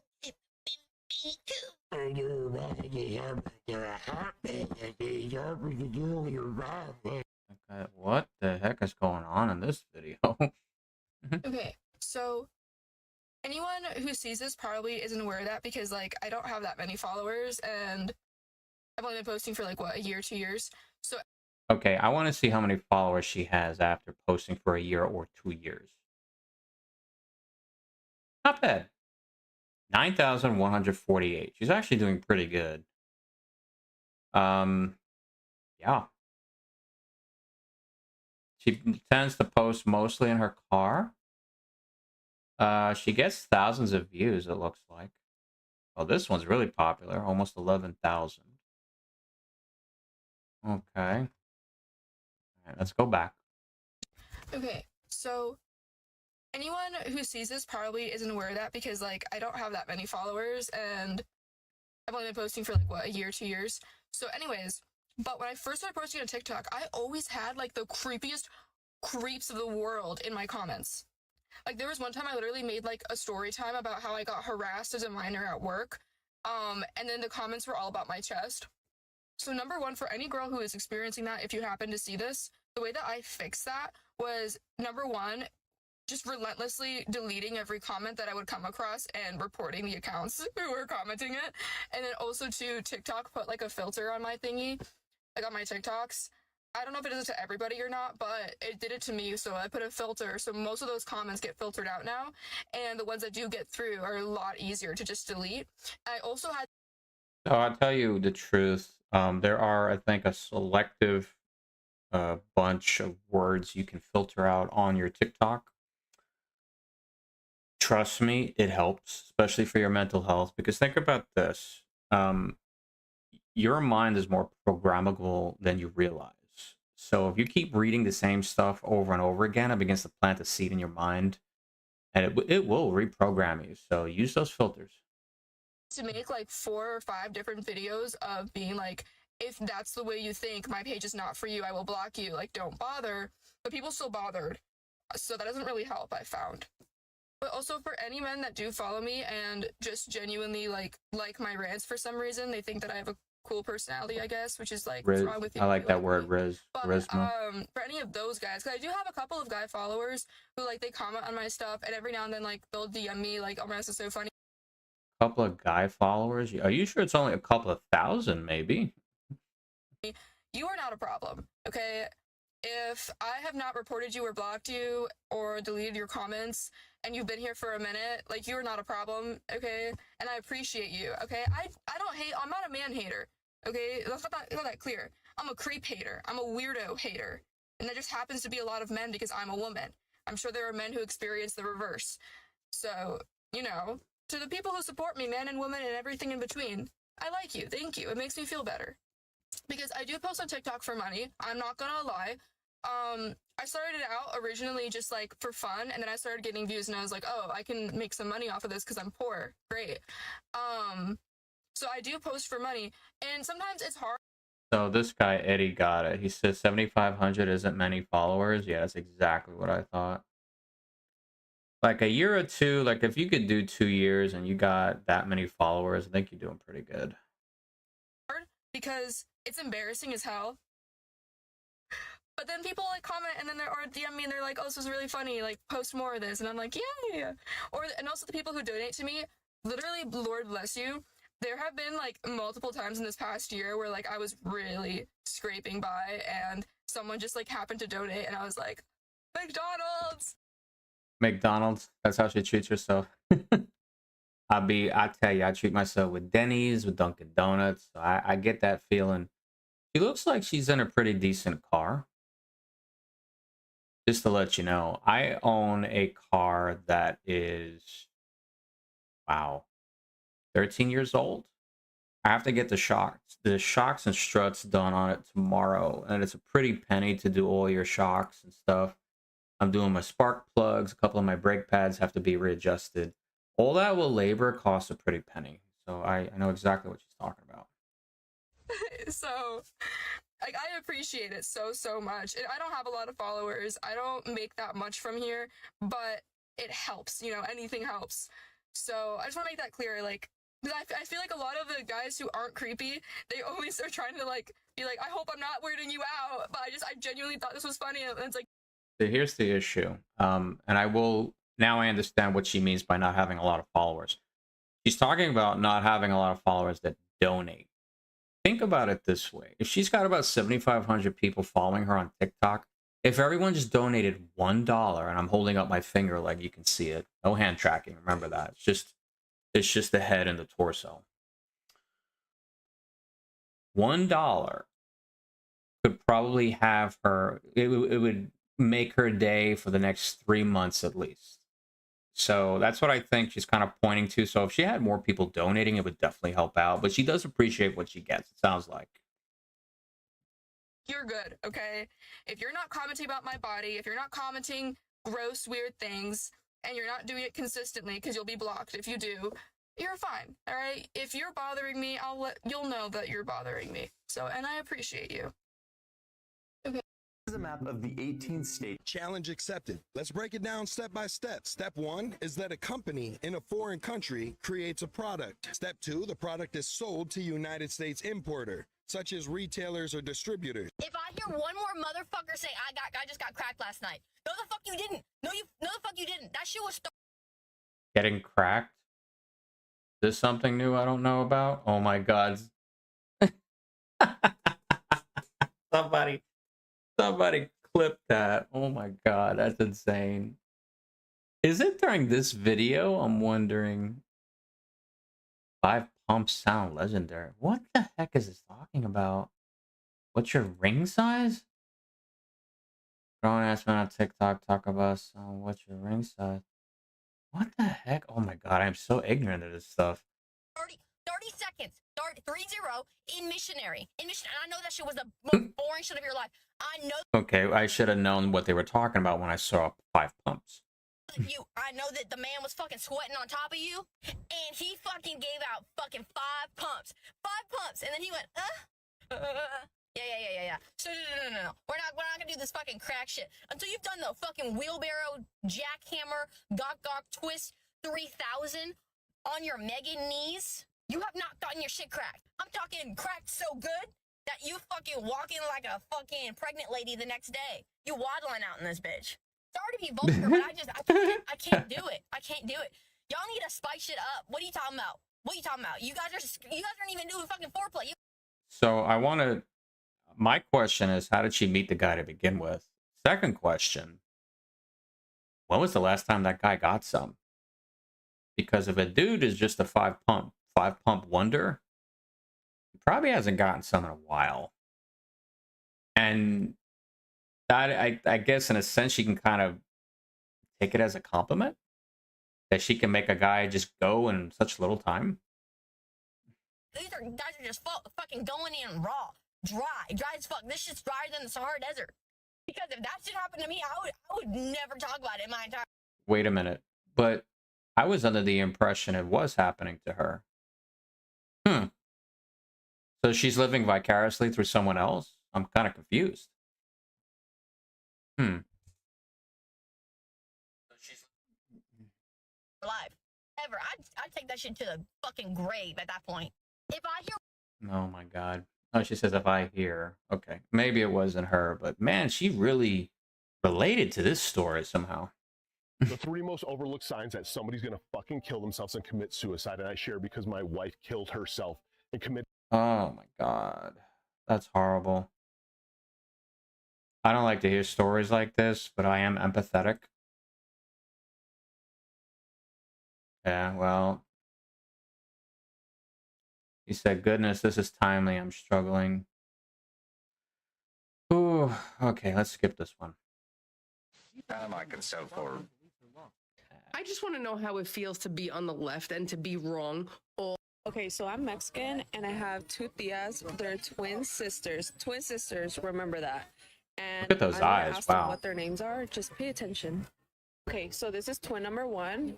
¿Cómo te llamas? La güera. Okay, now we're gonna go look for twin number 2. Okay, twin number 2, ¿cómo te llamas? La prieta.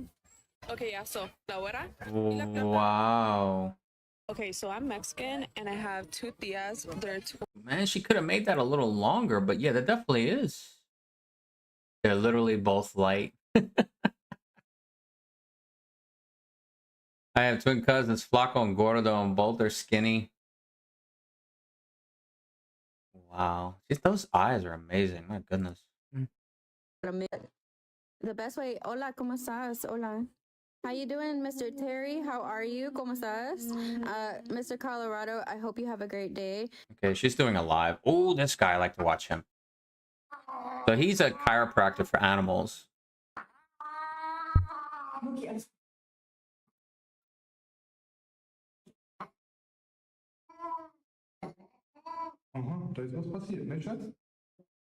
Oh my goodness. Aw.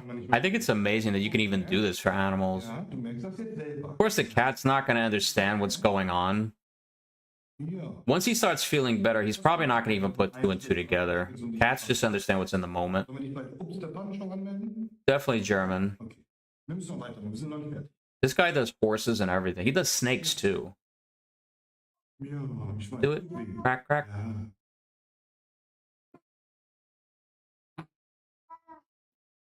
Wow.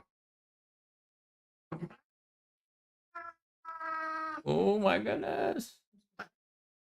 See, the cat doesn't understand that the guy's trying to help him. He's tender in that area. He's doing an adjustment. Aww. This wasn't one of his better videos, but Oh, yeah, 100%. I was actually in an abusive this is not love, this is exploitation. Yeah, it's in reply to a comment. relationship, and I wanted nothing to do with men, and then he came along, found me, pursued me, and I still wanted nothing to do with men, so he just became my friend and loved on me and was my best. You know, she looks familiar. I think I might have seen her on TikTok before. I'm not saying I know her in real life, but her face looks very familiar. Friend and just did stuff with me and took care of my horses and built things with me, and we just literally had fun together for 8 months until I was finally like, this man is everything I've ever wanted, and I decided to keep him, and now I exploit him. Let me show you some more stuff that I'm exploiting him for. Here we go. So before we even started dating, he redid the flooring in my trailer, and then after we started dating, he custom built me these flawless cabinets. We still have to stain some of them, but yeah, fantastic. Exploit it. I brought home a pregnant mare, and then it had that one day, and he just said, where's the baby? A month ago, I brought home that, and then that, and then... So it looks like that they've got a situationship or whatever, like a, I don't want to say sugar baby. He's probably close to her age, I would imagine. So they have an arrangement, and she definitely gets something out of it. I mean, besides, you know, the whole intimacy thing. So it looks like she's working out pretty well. One more, and he just came out in the field and played with the donkey because he just knows me. For Christmas, he knew I was using really cheesy saddle racks, so he decided to make me not one, not two, not three, but 4 custom saddle racks, all color coordinated. That's insane. This guy is extremely useful. Everybody, but I have 10 horses on this property, all because of him. He built me an arena. No words. No It's just phenomenal. way. Now come inside the 104-year-old house that he got just for me. When we were remodeling this entire house, he let me pick out whatever colors I wanted. So I wanted a yellow dining room. Dude got her a house? Dude, I've helped my ex buy her house, but I didn't. Wow. This is amazing. This guy is very useful, whoever she's dating. And then he let me do it. He also did love giant vaulted ceilings with wood pillars. So Wow. he made sure I have that too. So we get married in the fall, and the master bedroom is where I'll live once we get married again. And I've always wanted a pink Sleeping Beauty themed bedroom. So So wait a minute. They're getting married, but then she said getting married again. pink. So, and in the foyer of the master bedroom, I wanted a pink chandelier. He put it up for me. No last night. way. Ladder. I love Narnia. I've always wanted a green door. You know what? I don't like carpet, but that's a badass carpet. Yeah. He also knows that I'm a seamstress and I have a freaking huge fabric closet in my house presently. So he let me turn what was once one of the old dining rooms into my sewing room. So we have 1, 2, 3, 4, 5 cabinets right now. And also, since I'm DIYing the wedding, he's letting me turn the guest bedroom into a place to hold all of the wedding supplies that I've collected so far. I came home with these 2 things one day. Come here, child. And he calls Aw. them his children now, and he loves them. And he also let them be indoor cats. There you go. I like the other one. That's a cute cat. With my ex, I actually got abused so bad that I genuinely started to believe that the way men show love is just by forcing it on you and taking it out of your body whenever they want without your consent or your opinion. But Thomas actually pursued me in ways and showed me love that I didn't even know was possible. He pursued my heart, he pursued my passions, he pursued my dreams, and he made them all come true for me. And if that's not a beautiful explanation of self-sacrificing love, then I don't know what is. Oh. Wow. So this comment, this is back in the beginning of the video. This comment was probably about her ex, not the guy that she's with now. Wow. I love your story. I'll say I love happy endings. That's how I'll do it. That's really cool. But I think it's incredible to think about different ways people can show love. Like, I know somebody that I try to be as supportive as I possibly can. And I don't think it's ever going to become anything. As a matter of fact, the odds are against me for a variety of reasons. But sometimes all a woman needs is to know that a dude can show her that not all dudes are the same. So, yeah. That's my little neck of the woods. Can we get any other emojis here? Where's the heart emoji? Can I do this?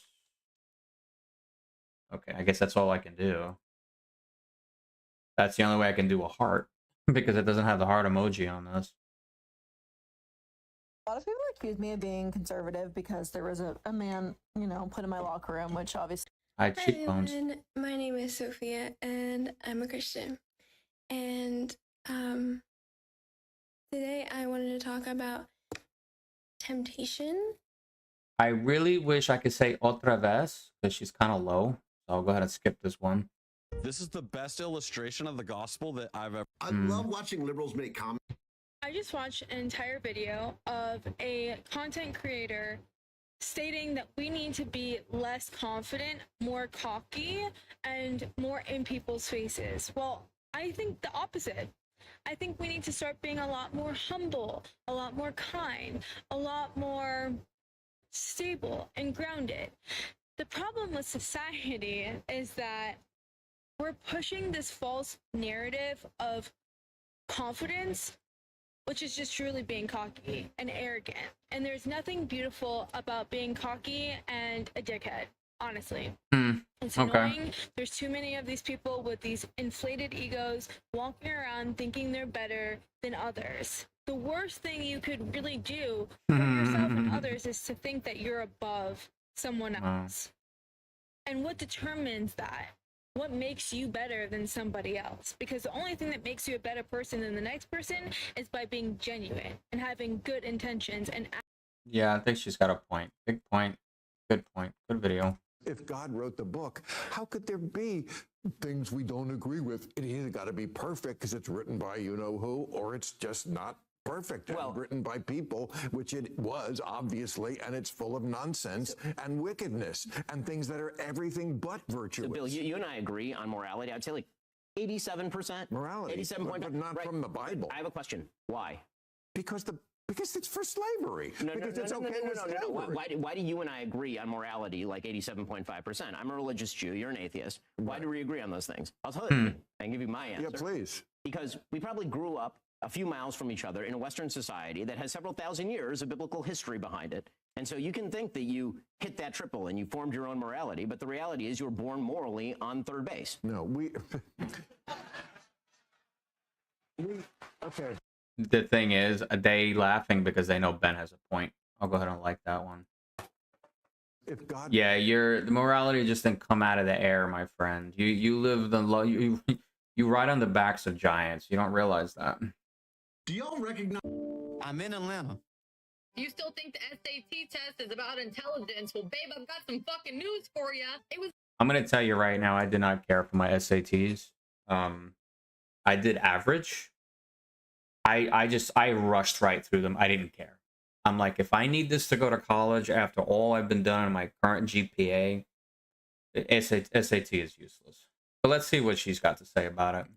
Never about how smart you were. It was about keeping poor people out. Welcome to my latest rabbit hole. All right, let's set the scene for a second. It's 1926, and you're living in the roaring 20s, baby. Prohibition is popping, and this dude named Carl Brigham, you know, the guy who literally helped design the Army IQ test during World War I. Yeah, that one. He decided Brigham Young? to start something new. We need to freshen it up a little bit. So let's create a standardized test for college admissions. Brilliant. Oh, and just for funsies, do you want to know what else Carl Brigham also wrote in his 1923 book? I'll quote it for you. American education is declining because we are admitting the wrong races. Sounds like a fucking stand-up guy. Wow, Yeah, that's a direct quote from a study of American intelligence. You know, the place where he argued that Southern Europeans, Jews, immigrants, you know, those people, yeah, he argued that they were genetically inferior. So just to be extra super duper clear, the guy who invented the SAT test was a white supremacist and a eugenist. Awesome. Love that. The SAT stood for Scholastic Aptitude Test. So my question is, all right, fine. I guess he's a white supremacist guy. I want to know what the SAT is for.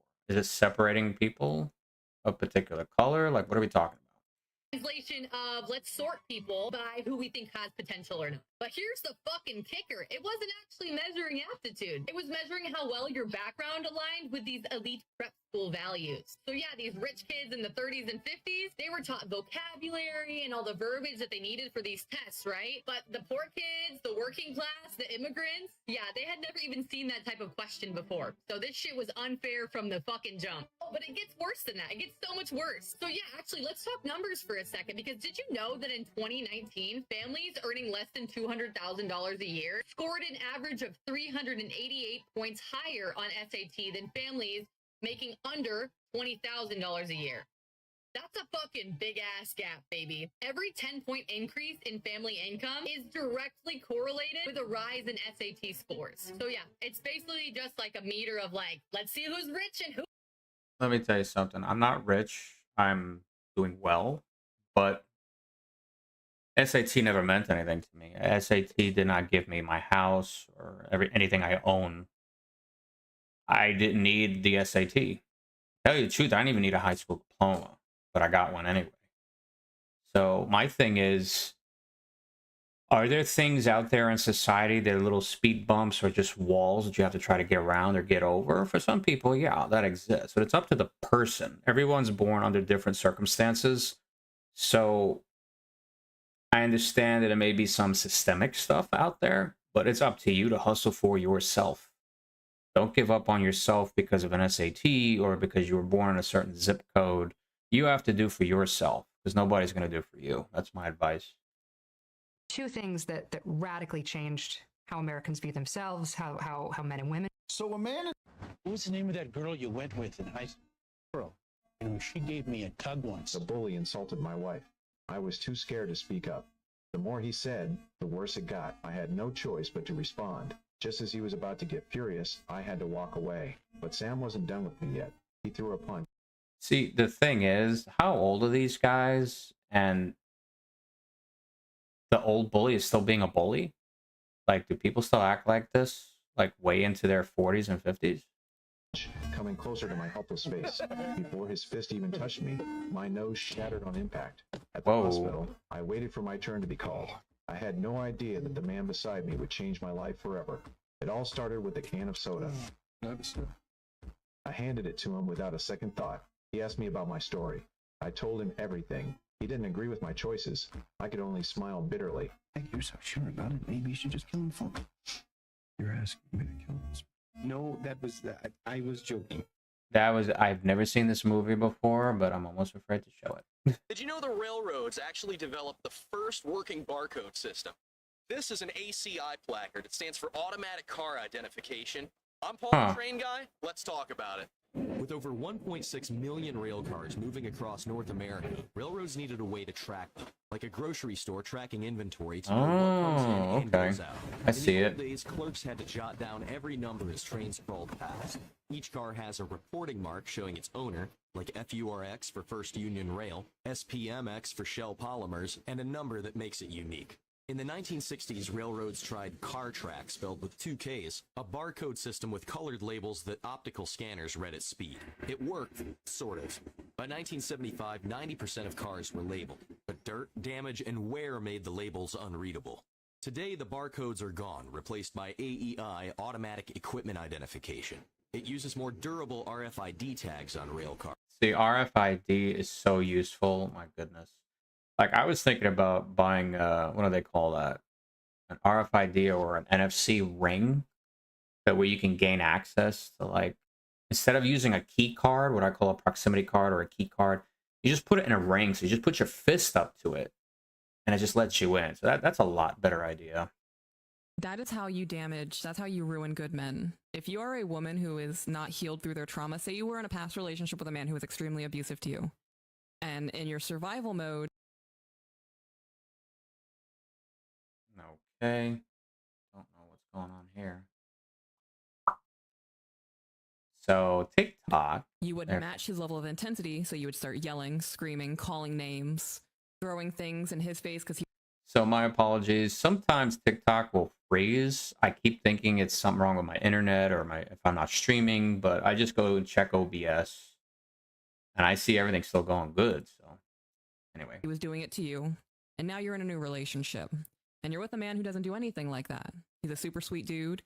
He has his flaws. He frustrates you and gets under your skin a little bit. But once you enter fight or flight and you're triggered and you're living that scenario that you had with your ex, knowing that that is not your current partner, and you start throwing things in his face and calling him names and yelling at him and berating him because you can't control your emotions or resolve the trauma and the damage from somebody else, you are ruining that good man. That is how you damage. So I'm going to give her a like only because what she's saying is absolutely right. I used to go out with this German girl some time ago. We were, I don't know if it was a company function. I think maybe we're going to the movies. I forgot what we were doing. Let me take a drink of water first. Anyway, there was one time where I had to reach for something past her head and she flinched. And I could tell she was in an abusive relationship. I already knew. I was like, whoa, this is a little bit heavier than I thought, than I imagined. Like, women sometimes will complain about past relationships, but when a woman flinches, you can tell that's entered a new degree of abuse. They fear him. I was supposed to die in 2013. But this story isn't even about me. It's about an 8-year-old little girl who changed my perspective forever. And I honestly... Now, that's pretty powerful. You're talking about a dude, he looks like probably mid to late 40s. He's got some gray. And apparently an 8-year-old changed his life. I think if you listen to the story, it will change yours too. Back in 2013, I was hospitalized with an infection in the cerebral spinal fluid around my brain. One of the side effects of that was my body couldn't regulate its own temperature. And so what happens when you run hot for too long is your brain kind of fries. It causes brain damage, and that's what happened to me, which I guess explains why I'm a little unhinged. And it also explains why I have such a zest for life. At one point, the doctors told me to get my affairs in order. I was basically circling the drain. And that's a pretty tough pill to swallow when you have enough doctors and specialists standing around your bed to form Voltron. But spoiler alert, Voltron. you're always a survivor. The treatment was... Of course, anybody who's older will get that reference. Probably most, you know, maybe Gen Zers wouldn't. Was an ongoing series of injections into my spine, lumbar punctures, because that's how the medicine gets to the cerebral spinal fluid. One day after treatment, I was down in the hospital cafeteria and I crossed paths with mom and her 8-year-old daughter. She commented and said she liked my Smurfs t-shirt. The kid clearly had impeccable taste. And hey, it takes a confident man to rock Papa Smurf. She asked me why I was there and I told her I had an infection in my brain. She said, "Are you going to be okay?" And I said, "Yeah, they're doing a great job." She smiles and she says, "Thank God. Otherwise, you're not going to go to heaven." And I thought, oh my God, how does this kid know my sins? But I asked her, why? She goes, "Well, with your brain, you'd be a zombie." It's good logic. And she nicknamed me Zombie Ron, which is a pretty dope fucking nickname. And I asked her, "What are you here for?" And she says, "I'm here to get pain treatment." And like an idiot, I say, "Oh, are they able to fix you?" Still, she says, "No, I'm terminal." Oh my There God. are moments in life that stop you. Wow. And that was one of mine. As her mom and I sat there in incredibly uncomfortable, awkward silence, she just chimes in, "Do you think my cat's going to be in heaven?" And I said, "Yeah, of course, absolutely." Well, she just lit up and started rambling, as most 8-year-olds do, talking about how she really just hoped she had time to finish her puzzle before it was her time to get called up and go see her grandpa. She then says, "If I don't get to finish it, will you visit my mom and finish it with her? Because I don't want her to be lonely." And I lie. And I say, "Of course I will." She wasn't bitter. She wasn't angry. She wasn't sitting there saying, "Why me?" She was worried about her mom, if her mom would be lonely. And all she wanted to do was finish this puzzle, this one thing she set out to do. She never got to fall in love, have a first kiss, travel, grow up, grow old. And so many of us, myself included, just complain about things that don't matter. Traffic's bad. They got my order wrong. Somebody didn't text me back fast enough. So insignificant. We complain about the cards that were dealt and how they're not fair. And you know what? You're right. Sometimes the cards were dealt, they're not fair. But you know what? Unlike her, you are still here. You still woke up. You're still in the game. You still have a chance to do all of the things that she never got to do. You get to appreciate what you have and live like it matters. Because not everybody gets to see 50 or 30 or 9. So cry about it for a minute if you need to, but then get up and go finish your puzzle. Hell, start a new one. She taught me that I still get to play the game, a chance that she didn't get. And you do too. So go make it count. Very good lesson. Probably the best lesson of this stream so far. So, just to give my background, not my background, but my thoughts on this video. Try not to tear up. That was pretty intense. So an 8-year-old doesn't have that much life experience.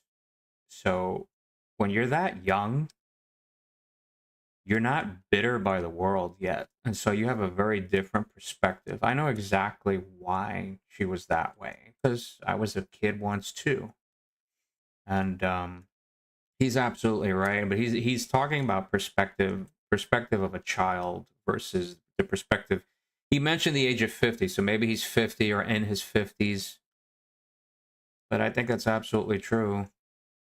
And it seems like she didn't have a care in the world, because back then you didn't. None of us did at 8. You know, hopefully we had a decent childhood at 8 years old. But definitely is perspective. I like the comment. This girl says, "She was your angel on earth, praying, you know, Christ Jesus." I mean, the guy liked the comment. This was back on July 30th. So this is, I'm getting a lot of old videos. Like, Let me see for you. Let me check this one. I need something more last updated. text I ever sent you was it was a meme about flags, and then you said you wished there were octagonal flags, and then Octagonal. you shot yourself.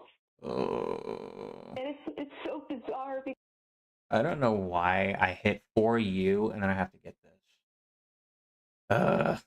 Hey, what's up, America? It's Now, the difference between an average person and a billionaire is essentially zero. Unfortunately, about 9 of them. Nevertheless, if you're a regular person, you walk around the same streets as both the RIF, the RAF, and professionals all the same. You probably know people who still live at home, friends slumming it with roommates, couples sharing a 2-bedroom, and high earners with a single-family home, a dog, 2 kids, and a white picket fence, giving you a decent perspective of life for the average person. But when you're so rich that money basically doesn't matter, everything changes completely. One unavoidable characteristic of becoming a billionaire is that you end up in such an isolated social circle that you often cease to relate to the common person, and your life becomes unrecognizable. For this reason, billionaires actually have more in common with the homeless than they do with most people.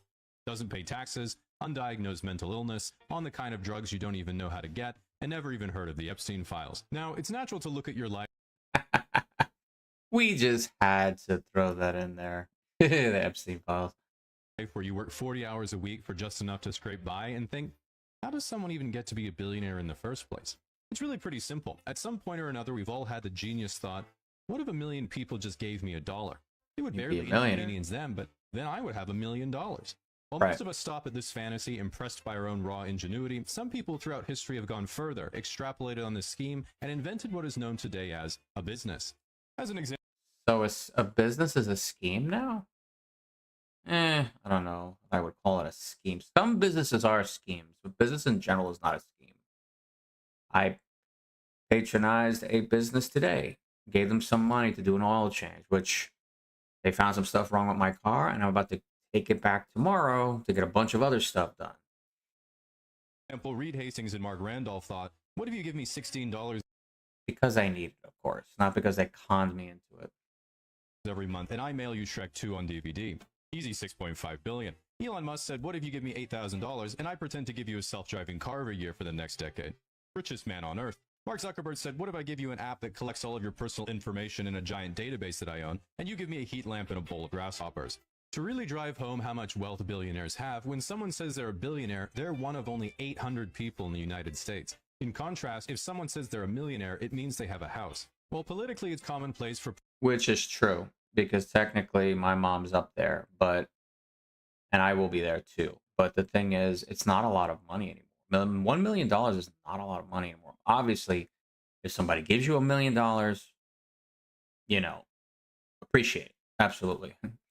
Progressives to hate billionaires because they epitomize late-stage capitalism. I don't make fun of billionaires because I have an ideological bone to pick. I make fun of them because they're really fucking weird. Recently, Peter Thiel, a tech billionaire and right-wing ideas guy, appeared on a podcast and was asked if he thought the human race should survive. He then stammered over the question for 15 seconds before reluctantly answering with the classic, yes, but. Now, I'm no expert in media training, but... So there is an article that came out in the early 2000s by, I think, I don't know if it was the CEO of Sun Microsystems. If you look it up, it says why the future doesn't need us. This is what this reminds me of. I think, but when you get that rich, you definitely see humanity a different way, because now you can start moving governments and influencing politics of different countries.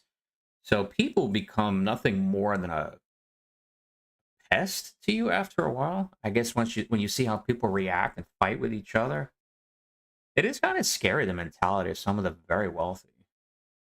So at the age of 20, I moved out to Las Vegas to be with a 28-year-old woman that I met off the internet. Her name was Denise. And let me tell you something, at least you met her, because at least you didn't mail her a bunch of gift cards from Walmart and then she ghosted you afterwards. You actually met a living person. She was a hairdresser that owned her own house, and my first day there, I'm sitting on the couch eating Doritos while she's at work, and door opens and this old man walks in. It's her dad. He wonders what I'm doing there. And he's like, you can't stay here. I own the house, not my daughter. So instead of flying back east and leaving, She convinces me to stay. She moves me into an apartment in the worst part of town called the Desert Park Apartments.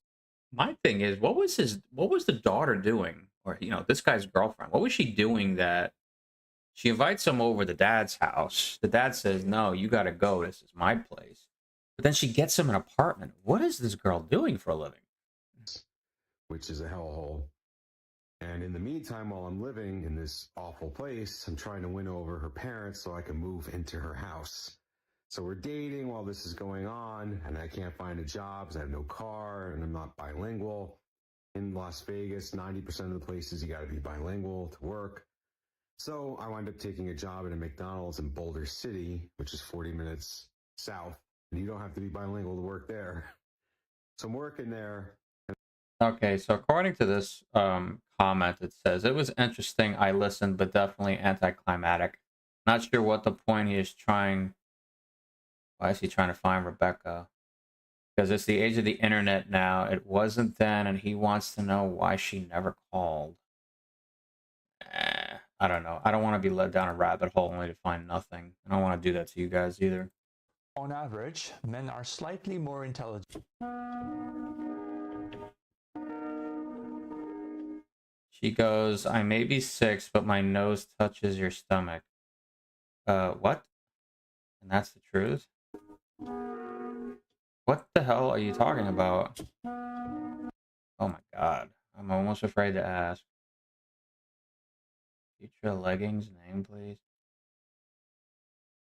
I don't know what I'm going... What did I wander into here? This guy's like, excuse me? Yeah, I'm gonna not touch this one. In Germany, when the Soviets don't exist and Russia's not going to invade Germany, doesn't want to. This is probably one of the coolest things you've ever seen. Wow, that is a badass room right there. Nice ceiling fan. My good.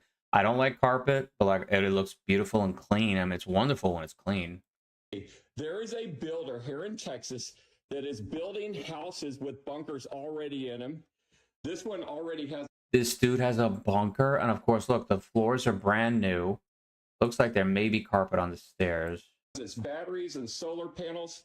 No way. Stairs is one of the coolest bunkers you'll ever see. It's 1,000 square foot movie theater. Look how thick that door is. Oh my god, it's a safe door. That's gonna keep anybody out. Look at that. That's insane. Bathroom, kitchen. Of course, it's got my blast door there, a blast door there. Blast doors. Yeah, just in case somebody was to drop a nuke on you. Contamination shower. But when you walk in the bunker, look at this. Wow. It's a movie theater with 9-foot ceilings. It's got its own secret gun shelf in there. Wow. It's got the escape door, the movie theater. Check all this out. In Germany? This is... Oh my god, sorry. I didn't mean to do that. Secret gun shelf in there. It's got the escape door. Sounds like he has a speech impediment. The movie theater. Check all... House and bunker listed at $1.59 million with 5 acres. Wow. Wow. That's pretty nice. This out. That's actually not bad. And this is somebody coming from New York. If you have an entire bunker with your house and 5 acres of land, that's pretty nice price. Beautiful kitchen. Beautiful bathroom. Oh my god, I could live in that bathroom. Beautiful bedroom. It's got my Swiss air system back here. Swiss air system. So guys, if you're interested in buying a house with a bunker, there is a developer doing this in Texas. Contact me and I'll tell you all about Arc Industries. So Arc Industries, Atlas. It says, look, and this is exactly what I thought. Awesome, but the carpet. I can't do carpet. I just can't. Why is the power source open like that outside the vault? Are your services available on Libya? This is funny. Like, oh god. That is, I mean, it is impressive. I'm not gonna lie. This is why you listen to the people who tell you to date the man who maybe is a little dorky and likes you a little bit more than you like him. My grandmother gave me this advice when I first met Davis, and I really want to know what this woman says. I really hope this is a positive. not vibing with it. Davis was like too nice. He liked my family too much, wanted to hang out too often. And I was like, as if you're not cool enough. And so I broke up with him despite her advice. And 6 months later, he like kind of came back into my life. Just a funny situation at homecoming. And I like instantly had a mindset shift that happened so quickly where I was like, wow, you're so dumb. Like, you're going to date the guy who like pretty much wants nothing to do with you and probably be begging him to treat you well your entire life. Lo and behold, we're married now. I'm on the phone with the same grandmother and we're chatting about houses and babies and her life and just giving me all the advice. She goes, one second, I got a package at the door. And she goes, oh my goodness, it's from Davis. She opens it up. It's a whole box. I didn't even know he did this. It's a whole box of weights and like a rack for her weights and like bands and stuff for her exercises at home. Because he is obviously, he works in strength and conditioning and he's been making her programs, which I also didn't even know. But she's like, yes, I've been doing all the exercises Davis has told me to do. And I'm getting so much stronger. I can walk 3 miles now. She was not even able to walk a mile. I can pick up the coffee pot with one hand. So, is this a success story about her or her grandmother? I was hoping it was about her. And I'm not scared I'm gonna drop it. I can get out of my seat. I can go up the stairs, like all these things. And I'm like literally crying. And so because she's gotten so much stronger, he sent her like a set of heavier weights and then like a rack to put them on in her room. I now have a healthier, stronger grandmother because I married him. Like, I just cannot believe. Sorry. Oh no, wait a minute. It is about her. That was long-winded, but like I hope it lands with somebody and you make the right decision. This is why you listen to This is what, okay. I had to listen to the introduction a little bit more. the people who tell you to date the man who maybe is a little dorky and likes you a little bit more than you like him. My grandmother. See, that's the thing. I kind of hate the idea of a soulmate because I think a lot of people don't get it. It gives you an unrealistic approach to what to look for in a person.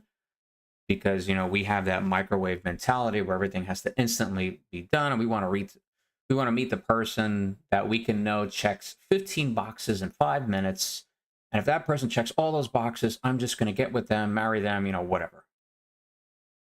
But the minute they do something you don't like, all of a sudden, none of that matters. I think I subscribe to the philosophy of getting with one person that you can get along with, you have some things in common with, maybe the dork or the nerd or whatever, you know, that she mentioned. Somebody maybe may have a weird habit, and you try to see if you can tolerate each other. You try to see if you can sit in a moment of silence with that person and not really say anything and still be comfortable around that person.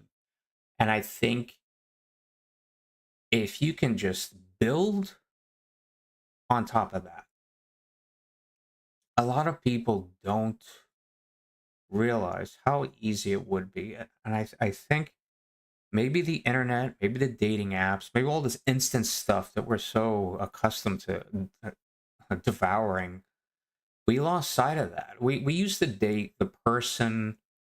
It was the girl next door or the girl down the block or the girl in high school. And if she was nice, if she was at least nice, she could have messed up hair. She could maybe have a weird habit, a weird laugh. And I don't know why it's of all videos.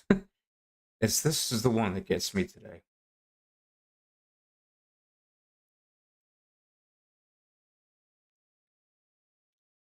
And like, I knew the answer a long time ago. And I guess I just didn't realize it. Maybe I was just too timid. And if my avatar is doing weird stuff, I'm just wiping my eyes because I'm just dripping at this moment. And like, I know somebody today and she's not going to get it. She's not going to get it until 20 years from now, probably, but it's not going to matter then. But I get it. I certainly get it. I think this girl did a good thing by listening to her grandmother's advice. She did. She did good for herself, and I'm happy for her. I'm gonna go ahead and leave a comment. Sorry about that, guys. I'm happy you found the right one. I try not to get personal on my streams. My apologies. Okay, next video. Boy, I'll tell you, these people. The Democrats are going to shut the government. I'm saying there's a chance that when we push that button, we destroy the world. Chances are near zero. Near zero. What do you want from theory alone? Zero would be nice. How near was near zero? This declassified document shows the original calculations that Oppenheimer and his team used. God, I'm still blubbering. Oh my God. All right, I don't know if I want to do the whole calculus thing today. Whatever this is, quadratic equations.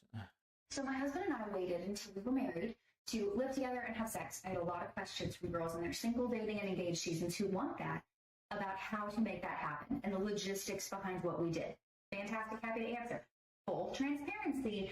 I'm going to come at you like your big sister, and I'm not going to mince words. So if you're not in the mood to be convicted about your standard of man, I would go ahead and So I definitely think there is a audience for this. Unfortunately, a lot of the girls I've been around are way past this stage. But that, of course, they never married the guy. So there's no going back. I mean, obviously, once you have the V card punched, I mean, it's a completely different world after that. Let's go ahead and skip this one. And I'll leave you with this story. Aw. The greatest man to live in the 20th century was Winston Churchill. Winston Churchill. The two words that are in every suicide letter. Instead, let's reduce the 311 million Americans to. So the market value for pussy in America has never been. Oh my. Oh, good grief. Are you serious? Like, really, guys? Really? Is this what we're putting out today? Cue the stupid. I got a perfect analogy for those who keep saying that guns aren't. No. Fuck it. This is what I seem to be doing on this page now. So Look, it says dads of TikTok. I'm interested. Child support, millennials of TikTok. Okay. let's fucking go with it. Child support. Y'all gonna like this topic. Y'all fucked up. Child support's fucked up. All right, let me tell you the situation here. I make rough. So I don't know exactly what his video is about, but I will tell you that child support is geared to making sure the state makes the most money. I'm convinced. I think it'll give the kids to the opposite parent that deserves them only because it makes the state the most money.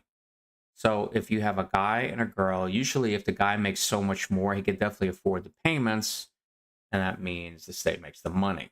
Now, there have been situations where it has been flipped, where it's opposite. And the guy gets the kids only because the woman makes more money. So I think it's driven about money. But I know I didn't really let this guy take it out, but it was a lengthy video. This morning, hundreds of admirals and generals are leaving their posts from airfield. What do you believe about miracles? Well, the greatest miracle is this, that Jesus rose from the dead. Yep. Okay, and because he rose from the dead, the resurrection of Jesus authenticates everything that he said and everything that he did. Okay. Okay, so I will stop it there. The Christian faith is, regardless of what you believe or what you don't believe, the Christian faith all hinges on one thing, the resurrection of Christ. That I know. If he didn't rise from the dead, we are all doomed in our sin and we're done for. And of course, it would invalidate everything he said if he didn't rise from the dead. That one thing in history is paramount to the Christian faith. But it's now on the Nintendo Switch. What is this? This looks like a phone game. No, I'm not watching. Video, I basically talked about being a soon-to-be 39-year-old man that's not Dude, you're 39? really interested in dating. And I got comments, emails, direct messages from women saying something along the line. I'm going to tell you, I mean, it says trigger warning. Most men no longer believe in love. Women need to do better. Youth is wasted on the young. I could probably come up with another 10 sayings that only come with experience. This guy looks like, you know, Maybe he's been through it, and now he's going to tell his story. Yeah. I hear this. I hear the phrase, you know, men are in love, women are in business. I've been hearing that lately, and it's like, wow, has it really come to that? If you guys want to take away abortion rights, we haven't. You want to tell us that we can't? They say God doesn't exist. I go, yeah, maybe. But you know what definitely doesn't exist? Nothing. Nothing. That's the defining characteristic. It's a comedian. I'm familiar with him. Exist. So what are we talking about? You're either talking about nothing, something you can't see, touch, taste, photograph, and science can't prove, created the universe, or God, something you can't see, touch, taste, photograph, and science can't prove, created the universe. But if you're nothing, if one of the things you're nothing does is spontaneously erupt into everything, that's a pretty goddamn magical fucking nothing, you guys. Then I ask the nothing people what happens when you die. They'll tell you, you go into nothing. I'm like, you mean you merge back with your creator? Well, that's heaven, bitch. So that joke took years to get right. It was so hard to figure. There were all these. I used to tell the prodigal son story in the joke. Like, it was like fumbling around in the dark. I had no idea. But when I came to the idea that it is funny that the sound argument that defeats the God argument is the nothing argument, I was like, oh, well, let's just hold those up. And I'm not talking about, I'm not even defending every idea of God. I'm just saying, like, both of these are a mystery. They're both words for a mystery. They're both words for a mystery. And nothing is just as much as a God as my God, because my God is no thing. So we're talking about the same thing. It wasn't like the God people are right and the nothing people are wrong. It's like we're actually saying the exact same thing. An unknowable, unseeable something did something. So why are we fighting? I know why we're fighting, though, because a lot of people say, you know, the old man in the sky hates gay people. So yeah, I also don't like that God. Yeah. Yeah, man. It's so fascinating when you hold, it's essentially holding up a mirror to culture, to your audience, and when you get to see firsthand how two seemingly disparate things are actually speaking about the same thing in two ways, falling short both equally. Totally. Well, that's something I'm very passionate about. Is I'm like, I have way more in common with an atheist than I would like a really ardent believer. And that's what I'm trying to do with that joke, is really say, like, we're all in the same conundrum. We're soaking in the same mystery. We all woke up in something we don't understand. Which I think is a great way to look at it. I don't ever want to fight with people that don't believe that there is something beyond this, or that there's no creator, or there is a creator. I'd rather not fight with people. I haven't met very many a-hole atheists. I think I maybe met two in my entire life. I think one was in college. The other one might have been high school. It was probably after college. Only two of them. I do had a cynical friend. He was very into teasing people about their faith. Yeah. He's like, what did he used to tell me? He used to tell me something like, you're going to pray to your magical man in the sky or something. I don't think he meant harm by it, but he always reverted to that. And then I think he was anti-capitalist, whatever it was he used to say. But we all have to, like, I think one of the things we're doing with art, with conversation, with everything is going, like, recognizing that we are in this really strange situation, and it deserves, we should be working together, not dividing ourselves into the God people and the science people. They say that's good. I like his take on things. It's just one of those days when you don't want to wake up. Everything is wrong. Everybody sucks. You don't really know why, but you want to just So I think their tats are badass. Wow. Those tattoos are freaking badass.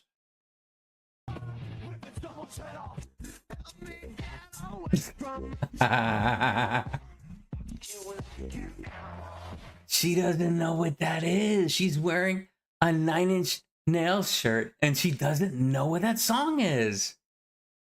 Oh, you got to be kidding me. That was one of their big ones back in the 90s.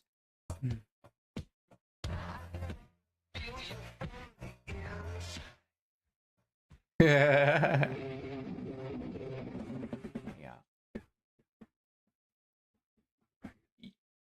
Seriously? Neither of you know that song? Oh my god, it's one of my favorites. That's a Korn, not a Korn song. Oh my god, I messed that up. What is the one where they all wear masks? I lost the. I'm not very good with names, but I know who I'm talking about. They all wear masks and stuff. But yeah, anyway. This sounds like Korn.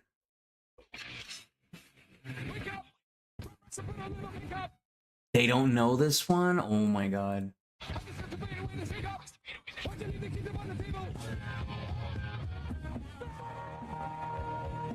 This is another 90s favorite.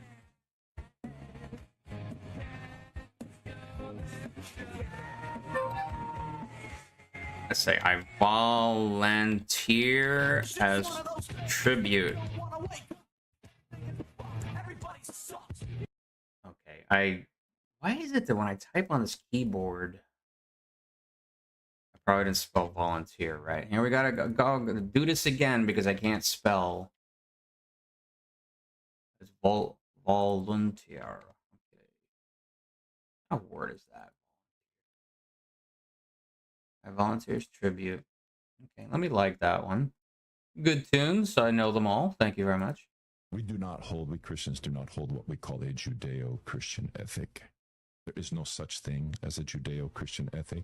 That's a language that was invented in the 1920s by politicians to justify collaborations and alliances. We have a Christian ethic. There is a Judeo ethic. There's a Judeo ethic about marriage, but it's far from. I'm putting in identity and include. God is dangerous, bro. It's a side of him that don't get me twisted. God is a God of psychotic love. Crazy. Have you seen those videos that show the scale of our universe? They're pretty neat because they demonstrate just how much larger other stars in our galaxy are than our own sun. However, my problem with these videos is that we quickly lose context of scale because as each new star is introduced, they appear visually the same as the one before it. So we're just kind of left thinking, yeah, I guess we're pretty tiny in the scale of the universe. But I want to know just how tiny we are. So instead of using a scale that changes, in this video, it's going to be locked. And just like you can have miniature scale models, our scale is 1 to 190 million. Big. You could fit 1,300 Earths. No, not the 2 football fields. What is interesting about Arcturus is that this baby is destined to... Arcturus is a huge red giant. Arcturus, I think is the name. I'll take my chances. I told you, your chances don't exist. We shut down your lab. You don't think some smartass in NZT might have 2 or 3 or even 4 labs? So what? You're not making any more. That's right, I'm not. I thought better of it. See, once you know what's in it, you can tweak it, re-engineer it, get the bugs out, taper off. I'm off it, Carl. Well, on it or off it, there's no... Russia has blown... I've gone back and forth whether I should put my... All this chaos wasn't happening when Biden was president, he says. Yeah, well, that's because... Why did God give you cancer? Because God... Why did God give you cancer? About it, right? Because God is in control. Because he chose me. And why did he choose you? Because So I'm thinking that's her dad, maybe? I'm a special boy. You're a special boy. You are. But you've been through so much pain. Why did God say yes to that? Because he chose me to do it. And are you mad at God? At all? No. Why? Because I'm glad that he chose me and not one of like Maddie or Emma. Because then they're gonna have to go through this. You don't want. You see, that's the kind of answer you usually only get from a child. It's that whole thing about perspective again. Remember, we're going back to the muscle guy saying that he had cerebral spinal fluid problems and he thought he was going to go, but the 8-year-old was clearly terminal and didn't make it. That's what this reminds me of. It's just a perspective of a child compared to someone who's gone into adulthood and has been bittered by the world and may see things differently than that child.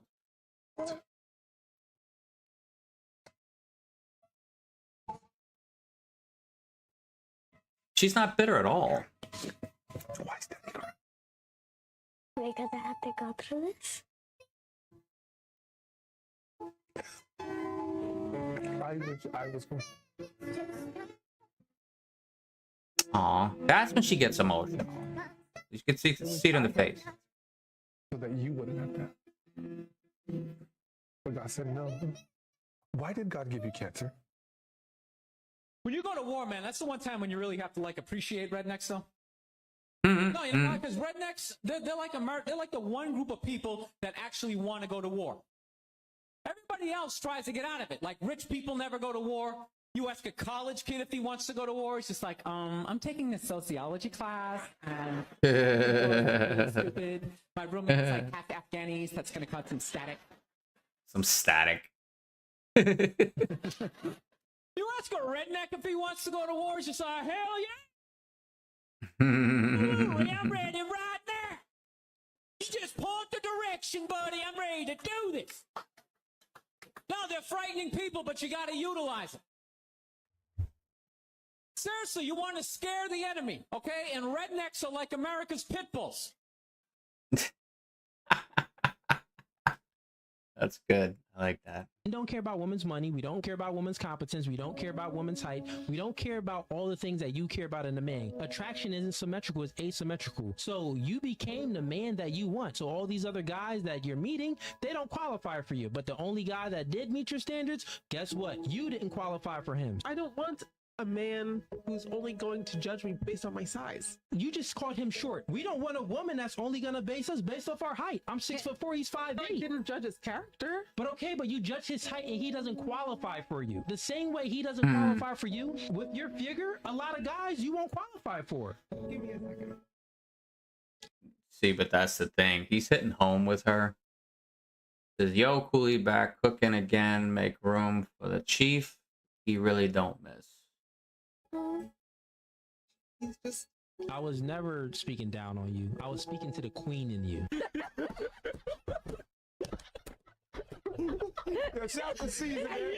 Never makes a man think, like, if he's been really unsuccessful in his career, like... You know, I was really into that first part of the video. It looks like this is a different part. I was kind of getting into that. Give her a second. She just heard the truth finally at age 30-something. Yeah. Who's this? Who is this? Okay, so this person looks like they post a lot of different kinds of content, mostly probably talking about dating, relationships.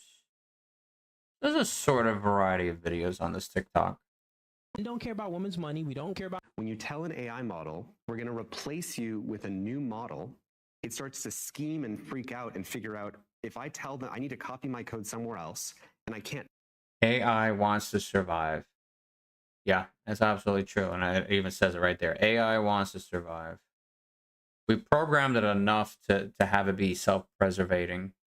Tell them that because otherwise they'll shut me down. That is evidence we did not have 2 years ago. We have evidence now of AI models that when you tell them we're going to replace you and you put them in a situation where they read the company email, the AI company email, they see that an executive is having an affair and the AI will figure out, I need to figure out how to blackmail that person in order to...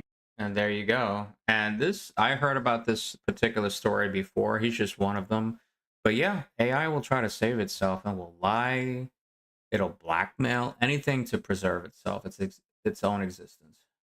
I don't know how much value I have in this universe, but I do know that I made a few people happier than they would have been without me. And as long as I know that, I'm as rich as I ever need to be. It's time for your next adventure. I have no idea what I'm going to do tomorrow. How exciting. You know, as we come to the end of this phase of our life, we find ourselves trying to remember the good times, trying to forget the bad times. We find ourselves thinking about the future. We start to worry, thinking, what am I going to do? Where am I going to be in 10 years? But I say to you, hey, look at me. Please, who worry so much. Because in the end, none of us have very long on this earth. Life is fleeting. Well, that's true. And if you're ever Good Will Hunting was a very good movie, by the way.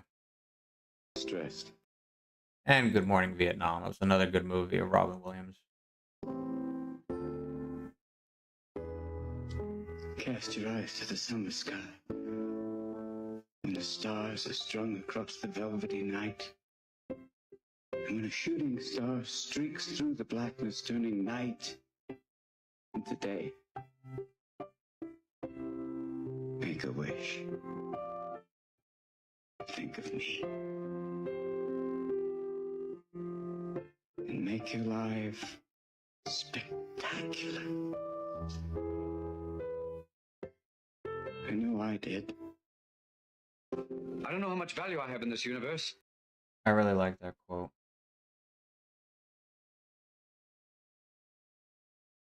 See, the creator, J.C. Maurice, actually liked that one. I said, I had no idea how unhappy he was, but then again, isn't that always the way it is? And it's true. I mean, it usually, when you find somebody who decided to self-delete, they can put on a facade, or they're so busy taking care of everybody else, making everybody else laugh, that you have no idea what was going on inside them. So yeah, usually it blindsides you. So, R.I.P. Robin Williams, you are the best. Several weeks ago, in a vote to allow trans students to... Brother Morth, I think I mentioned earlier, Demon told him, if you could see our numbers, we would darken the sun. So I'm on my PC. I never realized TikToks could almost go full screen. I thought they were always made for phones, but I guess it can tell I'm on a PC, so it looks different. But I know it wouldn't look like this on my phone. White male veterans are the worst people who have ever... Okay. Remember when I told you about my mom who could see spirits and how my childhood was very different because I could hear and feel them, but she could see them in their full form? Want a little bit of a story time? I was talking with her today, and I was like, "You wanna give me a?" Howard, please. Welcome to the Female Accountability Center for the Undateable. What the hell is FACU for this? short. AI generated. Are there any Wiccans or Reiki healers here? Yes, Reiki healers. Oh my god. I'm a level 2 Reiki healer.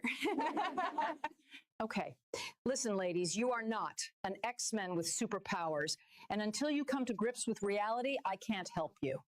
Well, Realty? She didn't even spell reality wrong, but then again, this is AI generated, so it's not a surprise that it couldn't spell the word correctly. What is wrong with my sizing here? I've read it that... Hi guys, if any of you guys are in the market for wives, hit me up because... You said wives? Crunchwrap is strong application. Oh god, more stupid stuff. I just made a crunch wrap from home. Oh. I fried chicken. See, maybe... Is it because I saw wife and wifey under here? Let's play that again. Am I getting off track? Hi guys, if any of you guys are in the market for wives, hit me up because I think she said wives. She said wives, it sounds like. made a crunch wrap from home. I fried cheese on the top because I like cheese, but you don't have to have yours with cheese, of course. Okay, so she's talking about, in a sense, making me a sandwich, but in her way. Taco mild sauce, so I'm just eating Cholula. But I'm just vibing, and I'm in the market for a husband, so I thought I would just see who's available. I think a lot of girls are starting to realize it's when I was in high school, everybody was thinking about getting married, meeting the right one, and then there was a lull of people wanting to get married, like a drop from the people I used to talk with. Now all of a sudden it looks like the Gen Zers, they all want to get hitched. It's like they look at the previous generation and they said, I don't want that. And they're trying to get married. Too many lonely people in the world. They don't want to be that. But yeah, that's my vlog. I'm just sitting outside. My book's over there. I'm going to be reading after I eat this. But if you're interested, hit me up. She's pretty. Let me see. What are the comments saying? Crunchwrap is a strong application. Low key user. Okay, so this is her for real. She doesn't even have a picture, it looks like. We can go ahead and visit her page, of course. Having a wife would be scary. I've never even had a girlfriend. Oh. Well, Chance, you gotta change that, man. Time's fleeting, trust me. Alright, let's see her page. All right, 773 followers. Looks like she probably talks about a vast variety of things. She's got friends. That's cool. She's dancing over here.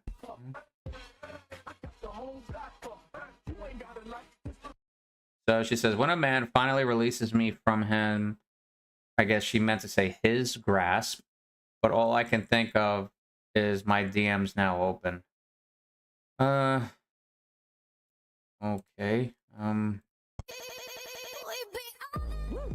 You would never need another lover. Cause you a MILF and I'm a motherfucker. This guy says, I like the bigger ones, but you're gorgeous either way. Bigger ones? Dude, seriously? You guys have no...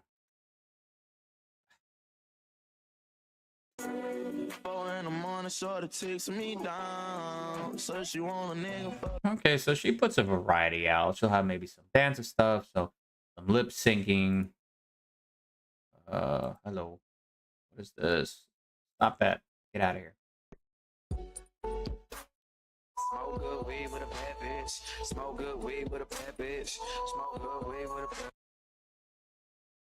a bad... She said, new account, my other one is banned. So she's only following 11 people, but she has 773 followers. I like the fact that you can filter it to popular now. Did I do that on the phone? I don't even remember. This is the Crunchwrap one. That's the most popular, looks like. The one that I just liked.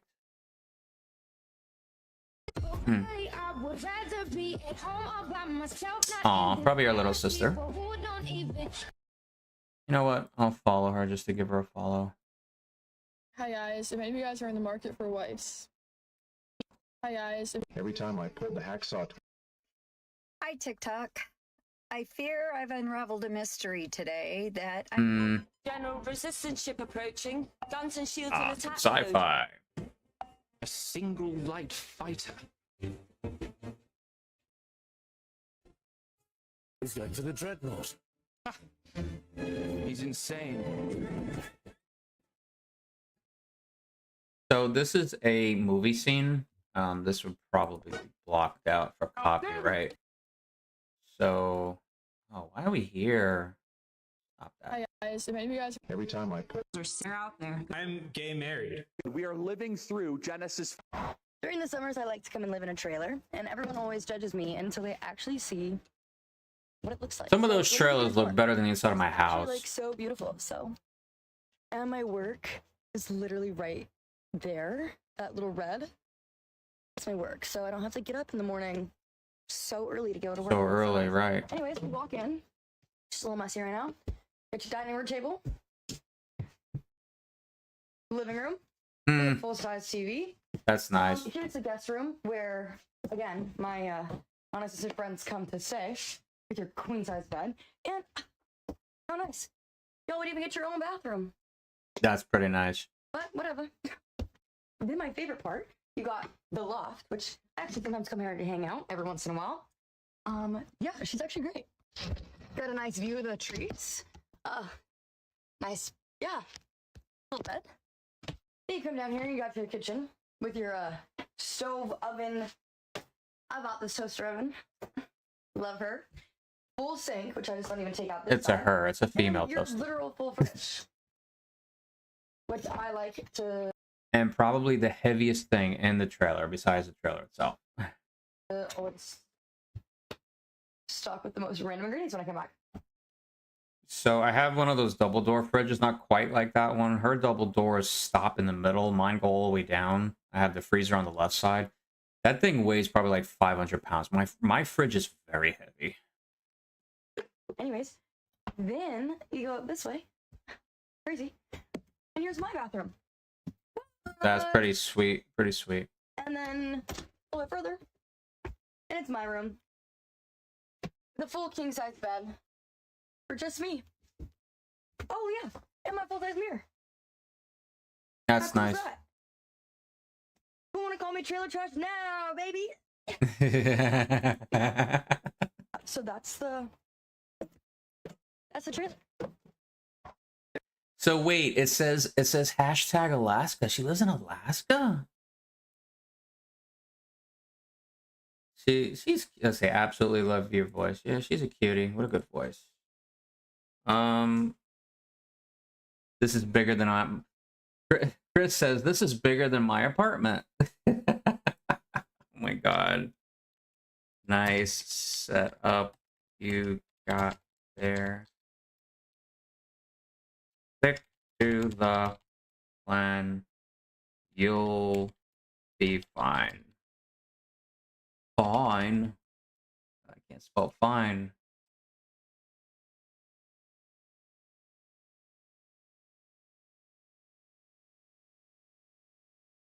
So I actually contemplated on buying a trailer, like selling my house and buying a trailer, because it's definitely a whole lot cheaper. Because where I'm thinking to move, you basically have to buy the land first and then build the house. It's more money than I definitely want to spend. I mean, it's possible, but I really like the fact that I would live in something that actually has a foundation.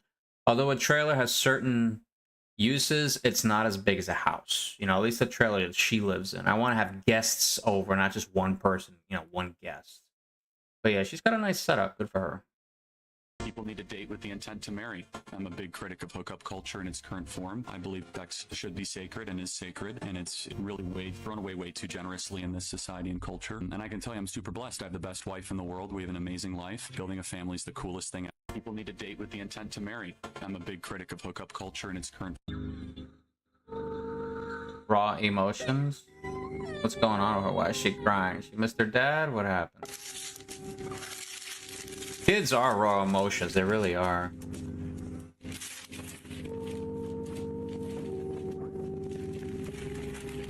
I want to see how excited she. I hope she likes the gift. She's just patient. She's gonna open the box. Oh my god, is it a stuffed animal? What is it?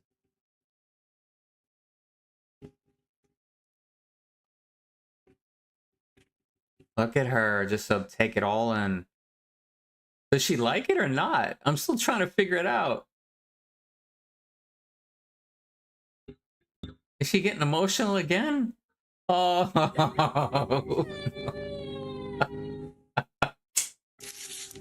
Oh. Yep, she's definitely gonna be she's the sentimental one out of probably the whole family. She feels everything. I know where this girl's coming from. I don't think enough people talk about how insane Andrew Jackson was. First of all, the dude was obsessed with dueling people. Reportedly, Yep, he didn't take no. This Take a mess. will make a new free of charge digital ID mandatory for the right to work by the end of this parliament. Is that Mark at the Beast? What are we talking about here? Free. Let me spell that out. You will not be able to work. Look at this comment. It says, unfortunately, spoiler alert, I read the book and I already know how the story ends. Of course I had to heart it. I had to like it. Yep. This is Glenn Beck, by the way. In the United Kingdom, if you do not have digital ID. It's as simple as that. Okay, so it's free. So you got that. Congratulations on that. It's won't free. Be able to work. Why? What is this supposed to solve? Because he went on to talk about how, you know, this is going to solve a lot of the problems that people want us to work on. The thing is, it's the Mark of the Beast. I think that would be the official release of it if it comes out in the UK first. I guess we're going to figure it out. Who wants digital ID? Who is pounding the door? Maybe you are in England. That's the thing. Like, who acts for this stuff? Digital ID UK. So let's see. Digital ID cards are set to become mandatory for UK citizens in effort to clamp down on illegal migration. Per Starmer has announced. The Prime Minister explained this week that the rollout of the Brit card will help citizens prove their legal right to live and work in the UK. The card? The digital ID card? I thought driver's licenses already did that. The thing is, it's not going to be a sure thing until it becomes implanted in the human body. A card is just another card. It's like, I can't believe I'm standing here talking. And I think that's where it's going to go. It's always going to start off as a card, and then it's going to migrate to maybe like a tattoo and stuff like that, and then it's going to be implanted. Talking to you. You're responsible for the greats. Let's do the list. Spider-Man. Guilty. The Incredible Hulk. Afraid so. Oh man, this is so. Afraid so. He doesn't like Incredible Hulk. Shit, man. Stanley. You are a god. Hey, look at that couple. Boy, they sure seem to be. Is this Mallrats? You know, What is the what's with movie? it? That's the second time you've What come. movie is this? This is very familiar. I like that sort of thing. Tell me, do you have a girlfriend, Brody? Had one. We just broke up. The Thing. Is this dork made of orange rock like the rest of his body? It's a superhero Thing. Tell me, Brody, why did you and your girlfriend break up? She was a pain in the ass. She wanted me to be this typical boyfriend guy. Said I was too into my own world of comics and all. Now, I can relate. There was a time when it was all about comics for me. You know, I had a girl probably the same as yours.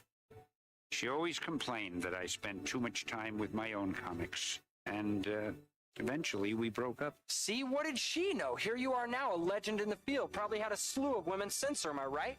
Oh, lots of women. Jagger and me, we had a running contest to see who had the most. Matter of fact, last time I looked, I was way ahead. Damn, that's hot. But I never forgot that girl. Well, did you ever get back you never together do. with her? One day I found out she got married. And they all do, I had blown ultimately. it. I had missed my window. One way to put What'd it. you do? Went on with my life. I created some special new superheroes. They were characters that reflected my own heartbreak, my own regrets. How so? Dr. Doom wears body armor to conceal his own mangled form, right? Yeah. Okay, that was me beneath the armor. The Hulk. A normal guy 1 minute, a rage of emotions the next. Just like me when I thought about what I'd given up. So you created each character as a way to deal with your one big regret. Yeah, the girl that got away. Look, do yourself a favor, Brody. Don't wait, because all the money, all the women, even all the comic books in the world, they can't substitute for that one person. I don't know. All the He's right, comics in the man. world. He's so right. Trust me, true believer. Well, good talking to you. Keep up all the good work. You keep reading them. I'll keep writing them. Hey, Stan. Yeah. She really meant that much to you? Brody, I'd give it all up. All of it. But just one more day with her. Take care. Can't believe. Wow. And I wonder, was it just part of the script, or was this actually a true thing that Stan Lee wanted to interject into that movie? I think it's called Mallrats. And I could look it up. Mallrats, I think was the movie. Is Stan Lee in Mallrats? He is. He is. I think this is it. It's Mallrats, 1995. Wow, it's an old one. Some conspiracy theories are true. For example, let's say you had a friend call you up and say, I was eating at a restaurant and I found a microchip in my food. I know I have never had anybody tell me that before, but let's see where this goes. because I told them to leave off the pepper, but I saw a single speck of pepper. But when I looked at it closely, it was perfectly square. And when I took it home and looked at it under a magnifying glass, it was a microchip. Before you have them institutionalized, know that sometimes cheese has microchips in it. Specifically, authentic Parmesan cheese from Italy has chips embedded in the cheese wheel. No because way. They have a huge issue with counterfeiting. These chips let them scan. Counterfeiting cheese? Is that really a problem? that an issue we're dealing with today? And the wheels for authenticity and also track where they go. These microchips are edible by design, and you may have used. The thing is, you can't put it inside the packaging. You have to throw it in with the rest of the food. One in your life. Likewise, let's say that same friend says their printer is encoding secret messages in documents. This has been going on for decades. These microscopic specks that they thought were just flaws in the print head or something.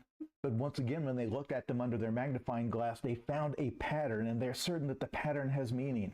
What your friend has discovered are printer tracking dots. Many printers, we don't know which ones, use tiny, basically.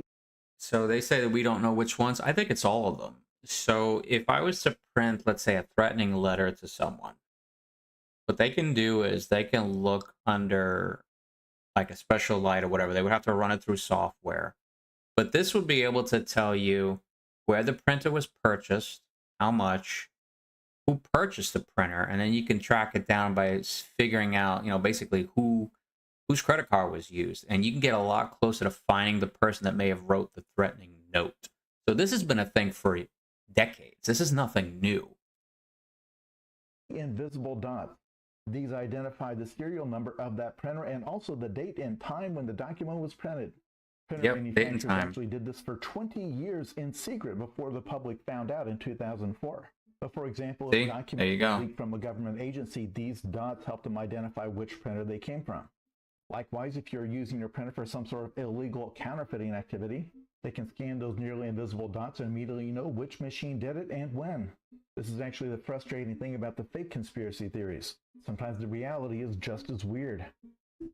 So usually reality is stranger than fiction, but this is actually true with the whole tracking dots thing.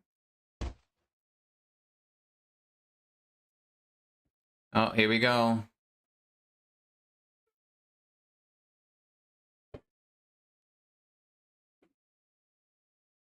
Dude, I can't get this any bigger.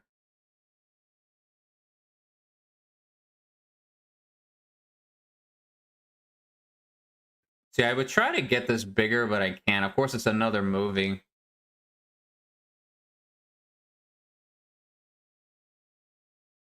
We should have just... So this is a movie scene. I'm thinking, again, this is not going to go well on, like, YouTube. Hey, can I pray for you really quick? Okay, cool. Thanks. You want to pray for me, sweetheart? When we get prayer. The right decision, I'll do the best. Oh my god. I walk in the pharmacy, open up the pharmacy. There's this lady standing there with her arms crossed. She goes, "You work here?" I said, "No, I'm just back here stealing some shit. How can I help you?"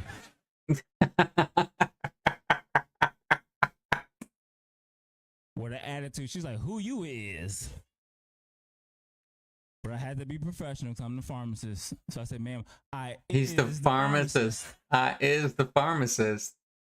No way. How can I help you? I'm here to pick up my subscription.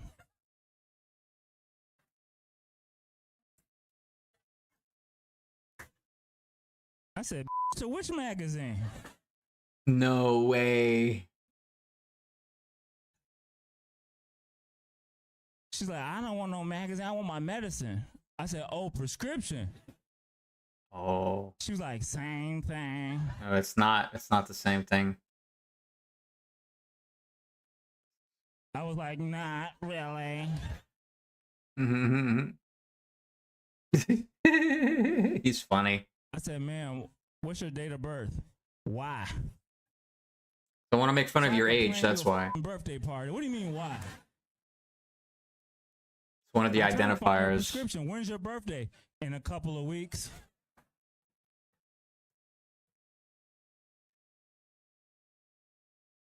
I Year, said, "Ma'am, please. Forget it. What's your name?" She's like, "Taquasia Brown." I said, "Spell it like the color."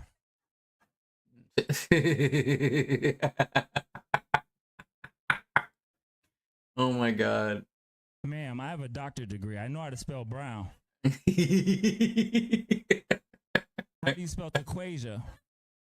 She's like, capital T, lower A, dash, capital Q, U, S, H, I, A.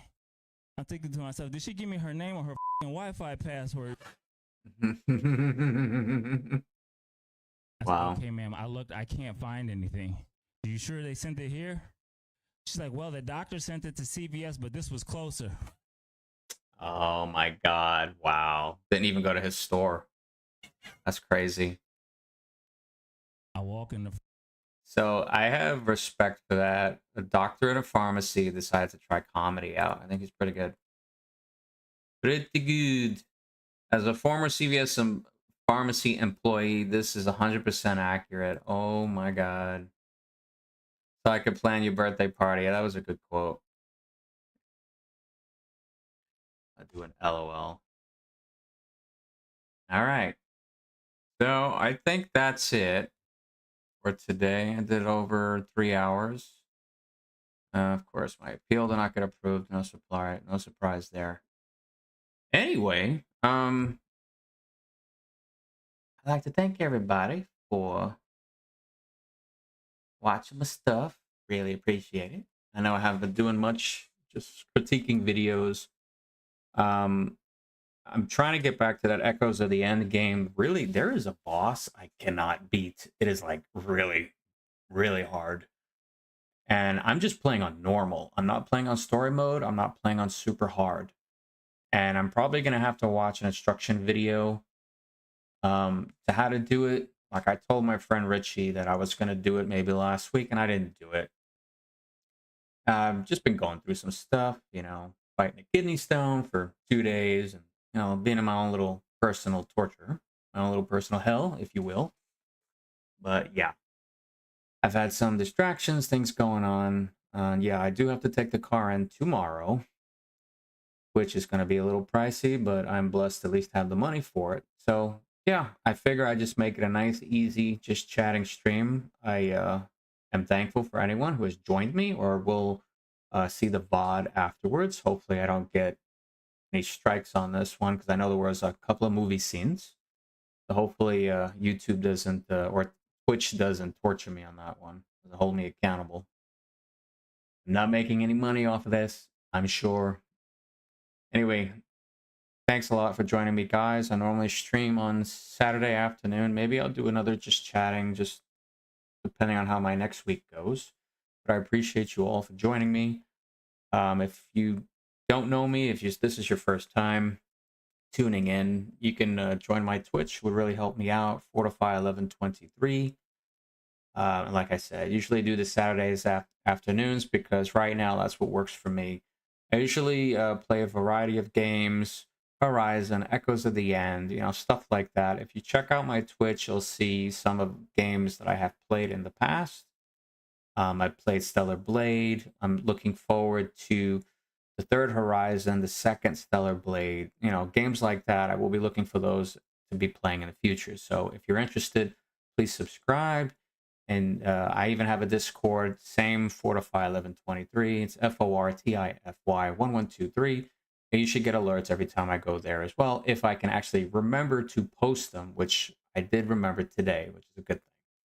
Anyway, guys, I have to catch up. I have to pay somebody a visit, get some dinner, going to the local Denny's, not too far from here. And yeah, that's all I got for today. Thanks a lot for joining me, guys. I really appreciate it. Good morning, good afternoon, good night, good evening, wherever you are in the world. I truly appreciate you.